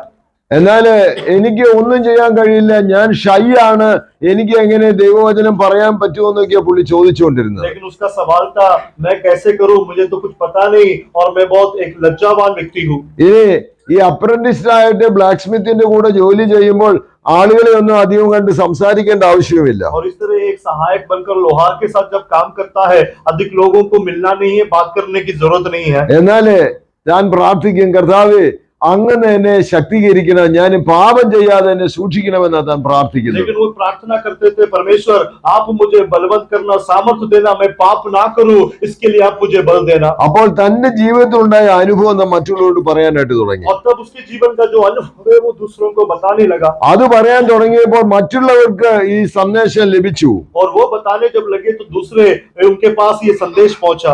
ഇപ്പോൾ കുട്ടികൾ ചെയ്ത പോലെ അദ്ദേഹത്തെ പലപ്പോഴും സഭയില് എഴുന്നേറ്റ് നിന്ന് അദ്ദേഹത്തിന്റെ അനുഭവം ആരോടൊക്കെ പങ്കുവെച്ചു എന്നുള്ളത് പറയാനായിട്ട് ആവശ്യപ്പെടും. और ऐसे जो बच्चों ने आज किया, वैसे उनके कलीसिया में उनको खड़ा होकर उनका अनुभव उन्होंने जिनों से बांटा है वो बताने को बोलते। അത് വളരെ സന്തോഷകരമായിട്ട് സഭ ഉൾക്കൊണ്ടു. और बहुत ही आनंद से कलीसिया ने उसको स्वीकार किया। മാത്രമല്ല ആ കാലഘട്ടത്തിലെ ഉണർവിനെ അദ്ദേഹത്തിന്റെ ജീവിതവും സാക്ഷ്യവും വളരെ മുഖാന്തരമായി മാറി. उस समय की बेदारी के लिए उनका जीवन और उनकी गवाही जो है वो बहुत कारणभूत हुआ। പാപം ചെയ്യുന്ന ദേഹി മരിക്കും, पाप करने वाला शरीर मरेगा, എന്നാൽ യേശുവിനെ രക്ഷകനും കർത്താവുമായി സ്വീകരിച്ച് നിത്യജീവൻ അവകാശിയായി നിങ്ങൾക്ക് ജീവിക്കാം എന്ന് പറയാനായിട്ട് താൻ തുടങ്ങി. लेकिन यीशु को उद्धारकर्ता के तौर पर, प्रभु के तौर पर जो स्वीकार करेगा तो तुमको अनंत जीवन मिलेगा, ऐसा प्रचार करने लगा। പലരെയും കർത്താവിലേക്ക് അത് നിമിത്തം ആകർഷിപ്പാനിടയായി. बहुत लोगों को इस कारण परमेश्वर की ओर आकर्षित किया। അപ്പൊ ഒരു കർത്താവിന്റെ ദാസൻ പറഞ്ഞു, നിങ്ങൾ US പോയിട്ട് പ്രവർത്തിക്കണമെന്ന്. तो एक प्रभु के दास ने बोला, आपको अमेरिका में जाके काम करना। അങ്ങനെ ഇംഗ്ലണ്ടിൽ നിന്ന് 1771 താൻ US വന്നു. और इस तरह से वो इंग्लैंड से सन 1701 में वो वहां पर अमेरिका गए। അമേരിക്കയിലെ ഉണർവിന് കാരണമായി ഭവിച്ച ഒരാളാണ് ആസ്ബറി. और अमेरिका में जो वहां पर बेदारी हुआ उसका कारणभूत एक व्यक्ति था, आसबरी। അദ്ദേഹത്തിന്റെ പേരിൽ ആരംഭിച്ച യൂണിവേഴ്സിറ്റിയിലാണ് എന്റെ PhD കംപ്ലീറ്റ് ചെയ്തത്. और उनके नाम में शुरू हुआ जो वहां का यूनिवर्सिटी है, महाविद्यालय है, वहां से आपने PhD किया। അദ്ദേഹം 45 വർഷം ഈ കർത്താവിന്റെ സാക്ഷിയായിട്ട് യുണൈറ്റഡ് സ്റ്റേറ്റ്സിൽ ഉണ്ടായി. 45 साल परमेश्वर का सेवकाई में यूनाइटेड स्टेट्स में लगे हुए थे। എനിക്ക് അദ്ദേഹത്തിന്റെ ചരിത്രം വായിക്കുമ്പോഴെല്ലാം ഭയങ്കര സന്തോഷം തോന്നാറുണ്ട്. और जब कभी उनका इतिहास में पढ़ता हूं तो मुझे बहुत आनंद होता है। അദ്ദേഹത്തിന്റെ അവസാന വരികളിൽ എഴുതിയിരിക്കുന്നത് അദ്ദേഹത്തിന് വീടില്ലായിരുന്നു, और अंत का जो उनका बयान है उसमें लिखा है उनके पास कोई घर नहीं था, ഓഫീസില്ല, कोई ऑफिस नहीं, തനിക്ക് സ്റ്റാഫ് അംഗങ്ങളില്ല, उनका कोई स्टाफ या सहायक नहीं, ലഗേജ് ഇല്ല, और ना कोई उनके पास लगेज था। 2 പാന്റ് ഉണ്ട്, 2 पैंट, അതിൽ ഒന്നിടും, അപ്പോൾ മറ്റത് കഴുകും. जब एक डालते हैं तो दूसरा धोने डालते हैं। അദ്ദേഹത്തിന്റെ കയ്യിൽ കുറച്ച് പുസ്തകങ്ങളും थोड़ी सी किताबें, സഞ്ചരിക്കാനായിട്ട് ഒരു കുതിരയും. और जाने के लिए, आने जाने के लिए एक घोड़ा। താന് 10,000 കിലോമീറ്റർ ആണ് യാത്ര ചെയ്തത്. 10,000 किलोमीटर उन्होंने सफर किया। മൊത്തത്തില് 1600 സന്ദേശങ്ങളാണ് ഈ ദേശത്ത് കൊടുത്തത്. 1600 मैसेज, संदेश या प्रचार उन्होंने वहां पर उस दिन 1816 മരിക്കുന്നതിന് മുമ്പേ 1816 താൻ മരിക്കുന്നത്. 1816 में उनका देहांत हुआ। എന്നാൽ അതിനു മുമ്പേ उसके पहले പലരെയും കർത്താവിൽ ധൈര്യപ്പെടുത്തുവാൻ, बहुत लोगों को परमेश्वर में बल देने के लिए, പലരെയും ദൈവസന്നിധിയിലേക്ക് ആനയിക്കുവാൻ बहुत लोगों को परमेश्वर की ओर लाने के लिए അതിന് മുഖാന്തരമായി മാറി. वो उसके लिए कारण बना। ഞാനിത് പറഞ്ഞതിന്റെ താല്പര്യം, कहने का तात्पर्य God causes things to happen. परमेश्वर कार्यों को करता है, ദൈവമാണ് പ്രവർത്തിക്കുന്നത്. परमेश्वर कार्य करता है, ദൈവത്തിന് ഒരിക്കലും തെറ്റ് പറ്റുന്നില്ല. परमेश्वर से कभी गलती नहीं होता। എന്നു മുതൽ ദൈവം പ്രവർത്തിപ്പാൻ തുടങ്ങി, कब से परमेश्वर कार्य करने लगा? നാം ഈ ഭൂമുഖത്തേക്ക് പിറന്നു വീഴുന്നതിന് മുമ്പേ ദൈവം പ്രവർത്തിപ്പാനായിട്ട് हम इस തുടങ്ങി. संसार में पृथ्वी में जन्म लेने से पहले परमेश्वर ने कार्य करना शुरू ദൈവം किया। നമ്മുടെ പുറകെ സഞ്ചരിക്കുന്നു എന്നുള്ള ബോധം നമ്മുടെ ജീവിതത്തിലുണ്ട്. परमेश्वर हमारे पीछे सफर करता है, क्या ये विवेक हमारे पास है? എന്നിട്ട് ദൈവത്തിന് ഉപയുക്തമാകുന്ന രീതിയിൽ വിനിയോഗിപ്പാൻ ദൈവം താല്പര്യപ്പെടുന്നു. और उसके बाद परमेश्वर के लिए लाभदायक हो इस तरह से प्रभु हमारा इस्तेमाल करना चाहता है। ദൈവം പ്രവർത്തിക്കുന്നു എന്നുള്ള വസ്തു അറിഞ്ഞെങ്കിൽ മാത്രമേ ഇത് നടക്കുകയുള്ളൂ. परमेश्वर कार्य करता है, इसको समझ ले तो ही ये संभव है। അപ്പോസ്തലൻ പൗലൂസിന്റെ അനുഭവം നമ്മൾ വായിക്കുന്ന അവസരത്തില് പൗലൂസിനെ വാസ്തവത്തിൽ ദൈവിക സന്ദർശനം ഉണ്ടാകുന്നതിന് മുമ്പേ ഉണ്ടായ ഒരു കാര്യം കൂടെ ഞാൻ പറയട്ടെ. അപ്പോസ്തല പ്രവൃത്തി അതിന്റെ 8-ാം അധ്യായത്തിന്റെ അവസാന വാക്യം. प्रेरितों का काम 8वां अध्याय उसका आखिरी आय। അവിടെ ഫിലിപ്പോസിനെ പിന്നെ അല്ല അതല്ല വായിക്കേണ്ടത്, സോറി, 7-ാം അധ്യായത്തിന്റെ അവസാന വാക്യം. 7 का आखिरी आय। फिर घुटने टेक कर ऊंचे शब्द में पुकारा, हे प्रभु यह पाप उन पर मत लगा, और ऐसा कहकर वह सो गया। ഇനി 8-ാം അധ്യായത്തിന്റെ 1-ാം വാക്യം. अब 8 का पहला आय। സ്തെഫാനസിനെ കൊല ചെയ്തത് ശൗലിന് സമ്മതമായി. ശൗലിന് സമ്മതമായി. शाऊल उसके वध में सहमत था। ഒരു വിധത്തില് പൗലൂസ് അപ്പോസ്തലൻ ശൗലിന്റെ മരണം കണ്ട വ്യക്തിയാണ്. तो एक रीति से प्रेरित पौलुस जो है स्तेफानोस की मृत्यु को देखा हुआ व्यक्ति है, അതിനെ ദൈവം വഴിയൊരുക്കിയതാ. और उसके लिए परमेश्वर ने वहां पर मार्ग बनाया। എന്നിട്ട് പിന്നെ നമ്മൾ ആ ഒരു ലൈൻ മാത്രമേ അവിടെ ഉള്ളൂ. वो केवल वहां पर वो केवल एक बयान है। പിന്നെ നമ്മൾ വായിക്കുന്ന പൗലൂസ് ചെയ്തുകൊണ്ടിരുന്ന പ്രവൃത്തിയെ കുറിച്ച് 9-ാം അധ്യായത്തിലാണ് വായിക്കുന്നത്. उसके बाद पौलुस ने जो किया वो 9वें अध्याय में पढ़ते हैं। താനെ പലരെയും കൊല ചെയ്യാനും ഭീഷണിപ്പെടുത്താനും അവർക്ക് വേണ്ടി എല്ലാ ദ്രോഹങ്ങളും ചെയ്യാൻ നടക്കുന്ന വ്യക്തിയായിട്ടാണ് നമ്മൾ वहां വായിക്കുന്നത്. पर पौलुस को या शाऊल को बहुत से लोगों को सताना, मारना और मसीह लोगों को वध करने के वहां पर हम देख सकते हैं। അതിനുള്ള അധികാരപത്രമായിട്ടാണ് और നടക്കുന്നത്. उसका अधिकार पत्र उसको मिला है, उससे चलता है। എന്നാല് അതെല്ലാം തന്റെ ധാരണയില് ഇതെല്ലാം ഞാൻ നല്ല കാര്യം ചെയ്യുന്നത്. लेकिन उसके मन में ये सब वो अच्छा कार्य कर रहा था, എന്നാൽ ദൈവം തന്നെ സന്ദർശിച്ചു. लेकिन परमेश्वर ने उसको भेंट दिया। ഞാൻ ചോദിക്കുന്നത്, പൗലൂസ് അപ്പോസ്തലനെ കുറിച്ച് ദൈവത്തിന്റെ പദ്ധതി എന്നാണ് ആരംഭിച്ചത്? मेरा आपसे सवाल, पौलुस के बारे में परमेश्वर का कार्य कब शुरू हुआ? ഗലാത്യ ലേഖനം 1-ാം അധ്യായം എടുത്ത് गलातियों की पत्री पहला अध्याय, गलातियों की पत्री पहला अध्याय അതിന്റെ 15-ാമത്തെ വാക്യം. 1 का 15 को पढ़े। गलातियर 1 का 15। परंतु परमेश्वर की जिसने मेरी माता के घर से मुझे ठहराया, പൗലൂസ് ഇവിടെ പറയുന്നത്, എങ്കിലും എന്റെ ജനനം മുതൽ എന്നെ വേർതിരിച്ച് തന്റെ കൃപയാൽ വിളിച്ചിരിക്കുന്ന ദൈവം. यहाँ पर पौलुस कहता है कि मेरे जन्म से ही जो मुझे चुनकर अपने काम के लिए मुझे अलग किया हुआ परमेश्वर। എന്നു മുതലാണ് പൗലൂസ് അപ്പോസ്തലനെ കുറിച്ച് ദൈവം മനസ്സിലാക്കിയത്? पौलुस के बारे में परमेश्वर ने कब से समझा था? പൗലൂസ് ജനിക്കുന്നതിന് മുമ്പേ. पौलुस के जन्म से पहले। അത് പൗലൂസ് മനസ്സിലാക്കുന്നത് ഇതാ ഈ കർത്താവ് തന്നെ വിളിച്ചു വേലയ്ക്കാക്കിയപ്പോഴാണ് ആ ബോധം വരുന്നത്. और पौलुस ये कब समझा? जब परमेश्वर ने उसको बुलाकर अलग करके इस सेवकाई में नियुक्त किया, तब परमेश्वर को इसका विवेक हुआ। ഞാൻ പറഞ്ഞു വരുന്നത് ദൈവത്തിന് തെറ്റുപറ്റിയതല്ല. मैं जो कह रहा हूँ परमेश्वर को गलती हुआ ऐसा नहीं। ഒരു പക്ഷേ നമ്മൾ ചോദിക്കും, സ്തെഫാനോസിനെ കൊല ചെയ്യുമ്പോൾ ദൈവം എന്തുകൊണ്ട് അതിനെ അനുവദിച്ചു? हम पूछेंगे स्तेफानोस का जब वध हुआ तब परमेश्वर ने उसकी अनुमति क्यों दी? ആ സ്തെഫാനോസിന്റെ സാക്ഷ്യം ഇദ്ദേഹം ഒന്ന് കേൾക്കണം. स्तेफानोस की गवाही पौलुस सुनना है। അവിടെ നമ്മൾ 7-ാം അധ്യായത്തിന്റെ അവസാനത്തിൽ വായിച്ചു, സ്വർഗം തുറന്നിരിക്കുന്നതും മനുഷ്യപുത്രൻ ദൈവത്തിന്റെ വലഭാഗം നിൽക്കുന്നു ഞാൻ കാണുന്നു എന്ന് പറഞ്ഞിട്ടാണ് താൻ പ്രാണനെ വിട്ടത്. वहां पर पढ़ते हैं स्तेफानोस ने ऐसे गवाही दिया, परमेश्वर का जो स्वर्ग खुला हुआ है और परमेश्वर का पुत्र दाहिने और खड़ा होता हुआ मैंने देखा, ऐसा कहकर उसने अपनी आत्मा को छोड़ा। ഇതെല്ലാം പൗലോസ് അപ്പോസ്തലന് സമ്മതമായെന്ന് അടുത്ത് വായിച്ചത്. और अगला हमने पढ़ा शाऊल को ये सब माननीय था, എന്നാൽ ഈ ക്രൂരത പോലും തനിക്ക് യാതൊരു മാറ്റവും ഉണ്ടാക്കിയില്ല. लेकिन ये बर्बरता भी उसके जीवन में कोई परिवर्तन नहीं लाया। എന്നാൽ പിന്നെ പൗലോസ് പറയാൻ തുടങ്ങി, ഞാൻ വാസ്തവത്തിൽ ആരായിരുന്നു, ദൈവം എന്നെ കുറിച്ച് എന്താ മനസ്സിലാക്കി എന്നാ കണ്ടത്. बाद में पौलुस कहता है वो क्या था, परमेश्वर ने उसके बारे में क्या योजनाएं उद्देश्य रखा, ये पौलुस बाद में कहता है। പൗലോസ് പലയിടത്തും പറയുന്നുണ്ട്, ഞാൻ ക്രൂരനായിരുന്നു, ഞാൻ ദൈവസഭയെ മുടിച്ചവനായിരുന്നു, ഞാൻ ഒരിക്കൽ പോലും ഈ ദൈവത്തിന്റെ സ്നേഹത്തെ അനുഭവിച്ചറിയാൻ പറ്റാത്തവനായിരുന്നു, എന്നാൽ ഈ ദൈവം എന്നെ വിളിച്ചു. पौलुस कई जगहों पर कहता है मैं एक क्रूर व्यक्ति था, एक बर्बर व्यक्ति था, कई मसीह लोगों को मैंने वध किया है और परमेश्वर के इस प्रेम का मैं कदापि योग्य नहीं था, लेकिन परमेश्वर ने मुझसे प्रेम किया। പൗലോസ് അപ്പോസ്തലൻ തിമോഥെയോസിന് ലേഖനം എഴുതുമ്പോൾ പറഞ്ഞു, ആ പാപികളിൽ ഞാൻ ഒന്നാമനാണ്. तीमुथियुस को पत्र लिखते समय प्रेरित पौलुस ने कहा पापियों में मैं प्रधान हूँ। ഞാൻ വാസ്തവത്തിൽ ഈ സ്നേഹത്തിന്റെ പങ്കാളിയാകാൻ ഒരിക്കലും യോഗ്യനല്ല, इस प्रेम का भागीदार बनने के लिए मैं कदापि योग्य नहीं हूँ, എന്നാൽ ദൈവത്തിന്റെ പദ്ധതിയാണ്. लेकिन परमेश्वर की योजना है।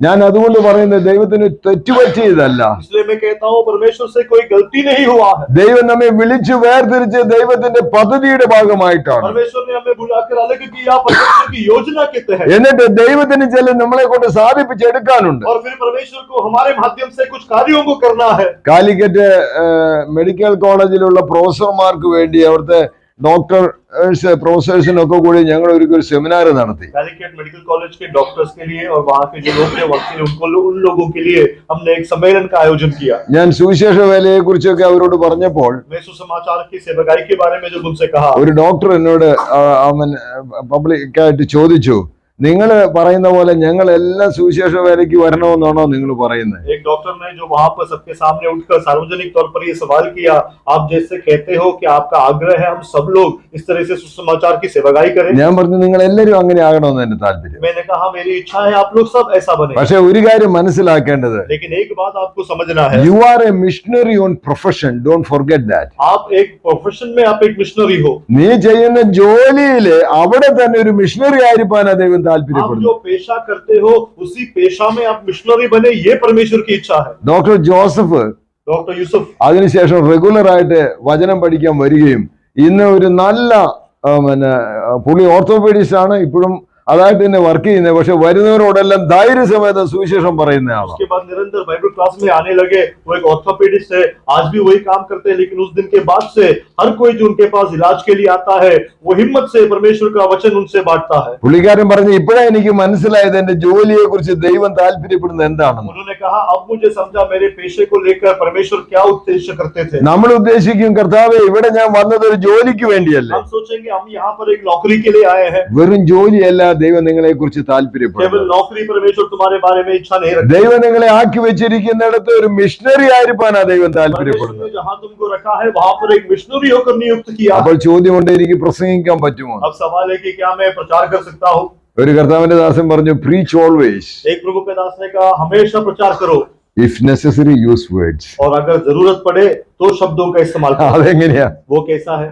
നിങ്ങളുടെ ജീവിതം കൊണ്ട് കർത്താവിനെ സാക്ഷിയായിരിക്കും. अपने बर्ताव के द्वारा यीशु मसीह की गवाही बनना है। അതുകൊണ്ടാണ് ഞാൻ പറഞ്ഞത്, ഇത് ടോമി ബ്രദറിനെ കുറിച്ചോ അല്ലെങ്കിൽ കരിമ്പിൽ ചെറിയാച്ചായനെ കുറിച്ചോ അങ്ങനെ നിരവധി ദൈവദാസന്മാരെ എനിക്ക് പറയാൻ പറ്റും. इसलिए टोमी भाई के बारे में, करीम चरियाचान के बारे में, ऐसे अनेक प्रभु के दासों के बारे में मैं कह सकता हूँ। അവരുടെ ജീവിതമായിരുന്നു മറ്റുള്ളവർക്ക് സാക്ഷിയായിട്ട് മാറിയത്. उनका जीवन दूसरों के लिए गवाही बना। ഇന്നും കണ്ണൂര് പയ്യാവൂര് ചെന്ന് ടോമിയെ വെറുതെ നിങ്ങൾ ആരോടെങ്കിലും ബസ് സ്റ്റാൻഡിലുള്ള ഒരാളോട് ചോദിച്ചാൽ മതി, ടോമിയെ അറിയാവോ, ഈ മരമൊക്കെ വെട്ടിവെക്കുന്ന ആൾ, ഉടനെ അവര് പറഞ്ഞു തരും, ഇന്ന വീട്ടിലോട്ട് വേണമെങ്കിൽ ഞാൻ കൊണ്ടുവിടാന്ന് പറയും. आज भी पय्यावूर में बस स्टैंड में जाकर आप लोग अगर कभी भी किसी के साथ भी टॉमी भाई के बारे में जिक्र करे और पूछताछ करे कि ऐसा पेड़ को काटने वाला ऐसा व्यक्ति या फिर लकड़ी का व्यापार करने वाला, वो उनको आपके घर तक छोड़ देगा। ആ ബസ് സ്റ്റാൻഡിന്റെ അടുത്ത് ഇരുന്ന് ഞങ്ങൾ ഓപ്പൺ എയർ മീറ്റിംഗിന് പ്രസംഗിക്കുമ്പോൾ ഒരു പോലീസുകാരൻ വന്ന് ചോദിച്ചു, നിങ്ങൾ ടോമിയുടെ ആളാണോ എന്ന്. तो बस स्टैंड के नजदीक हम लोग जब ओपन एयर मीटिंग कर रहे थे तब एक पुलिस वाला आया और पूछा क्या तुम टॉमी के संग हो?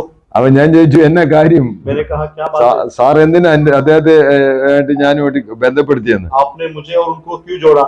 ആ പുള്ളി പറഞ്ഞു, എനിക്ക് എപ്പോ വേണമെങ്കിൽ വിറകോ എന്തെങ്കിലും ആവശ്യമുണ്ടെങ്കിൽ ഞാൻ ടോമിയോടെ പറയുന്നത്, പുള്ളി അവിടെ കൊണ്ടുതരും. उन्होंने कहा मुझे जब भी लकड़ी की जरूरत होती है मैं टॉमी से कहता हूँ, वो वहाँ ला देते हैं। മാത്രമല്ല അദ്ദേഹത്തുമായിട്ടുള്ള ഞങ്ങളുടെ സ്നേഹബന്ധം എന്ന് പറഞ്ഞു ഒരിക്കലും മറക്ക വയ്യാത്തതാണ്. और उतने ने उनके साथ जो हमारा स्नेह का संबंध है वो कभी भूल नहीं सकते। ഞാനിത് പറഞ്ഞതിന്റെ താല്പര്യം, ദൈവത്തിന് നമ്മെ കുറിച്ച് ഉദ്ദേശമുണ്ട്. कहने का तात्पर्य ये परमेश्वर को हमसे हमें ദൈവം उद्देश्य है। ദൈവത്തിന്റെ പദ്ധതിയുടെ ഭാഗമായിട്ടാണ് നമ്മെ ഈ പലയിടങ്ങളിൽ ദൈവം ആക്കി വെച്ചിരിക്കുന്നത്. परमेश्वर की योजना के तहत हमको अलग अलग कई जगहों में रखा है അതാണ് ജോസഫിന്റെ അനുഭവം നമ്മെ സാക്ഷീകരിച്ചത്. और यही यूसुफ के अनुभव से हमको गवाही ദൈവത്തിന് തെറ്റുപറ്റിയതല്ല, परमेश्वर से गलती नहीं हुआ है। എന്നാൽ ദൈവത്തിന്റെ പദ്ധതിയുടെ നമ്മെ കൊണ്ടുപോകുവാനായിട്ട് ദൈവം ഒരുക്കിയ വഴികളാണ് ഇതെല്ലാം. लेकिन परमेश्वर की उस योजना में ले चलने के लिए जो भी ये बात हुआ है वो परमेश्वर का मार्ग है। ഞാൻ ഒരവസരത്തില് ബാംഗ്ലൂർ ചെന്നപ്പോൾ അവിടുത്തെ ഇൻഡസ്ട്രിയൽ ഏരിയയിലുള്ള ഒരു ചർച്ചിൽ എന്നോട് സംസാരിക്കണമെന്ന് പറഞ്ഞ് ആ പാസ്റ്റർ എന്നെ അവിടോട്ട് കൊണ്ടുപോയി. एक समय में जब मैं बैंगलोर गया, वहाँ की जो इंडस्ट्रियल एरिया है या औद्योगिक नगरी है, वहाँ पर एक कलीसिया में प्रचार करने के लिए वहाँ का पासवान मुझे ले गया। പാസ്റ്റർ പറഞ്ഞു, ഇവിടെ ഉള്ളവരെല്ലാം തൃശ്ശൂർക്കാരാ, അതുകൊണ്ട് സാറ് തൃശ്ശൂർ ശൈലിയിൽ അങ്ങ് പറഞ്ഞോ. उन्होंने कहा यहाँ के सारे लोग त्रिशूर के हैं, इसलिए त्रिशूर भाषा में आप बात करें। ഞാൻ അവിടെ ചെന്നപ്പോൾ मैं जब वहाँ गया, ഈ ചൊവ്വര എന്ന് പറഞ്ഞ സ്ഥലമുണ്ട് അവിടെ.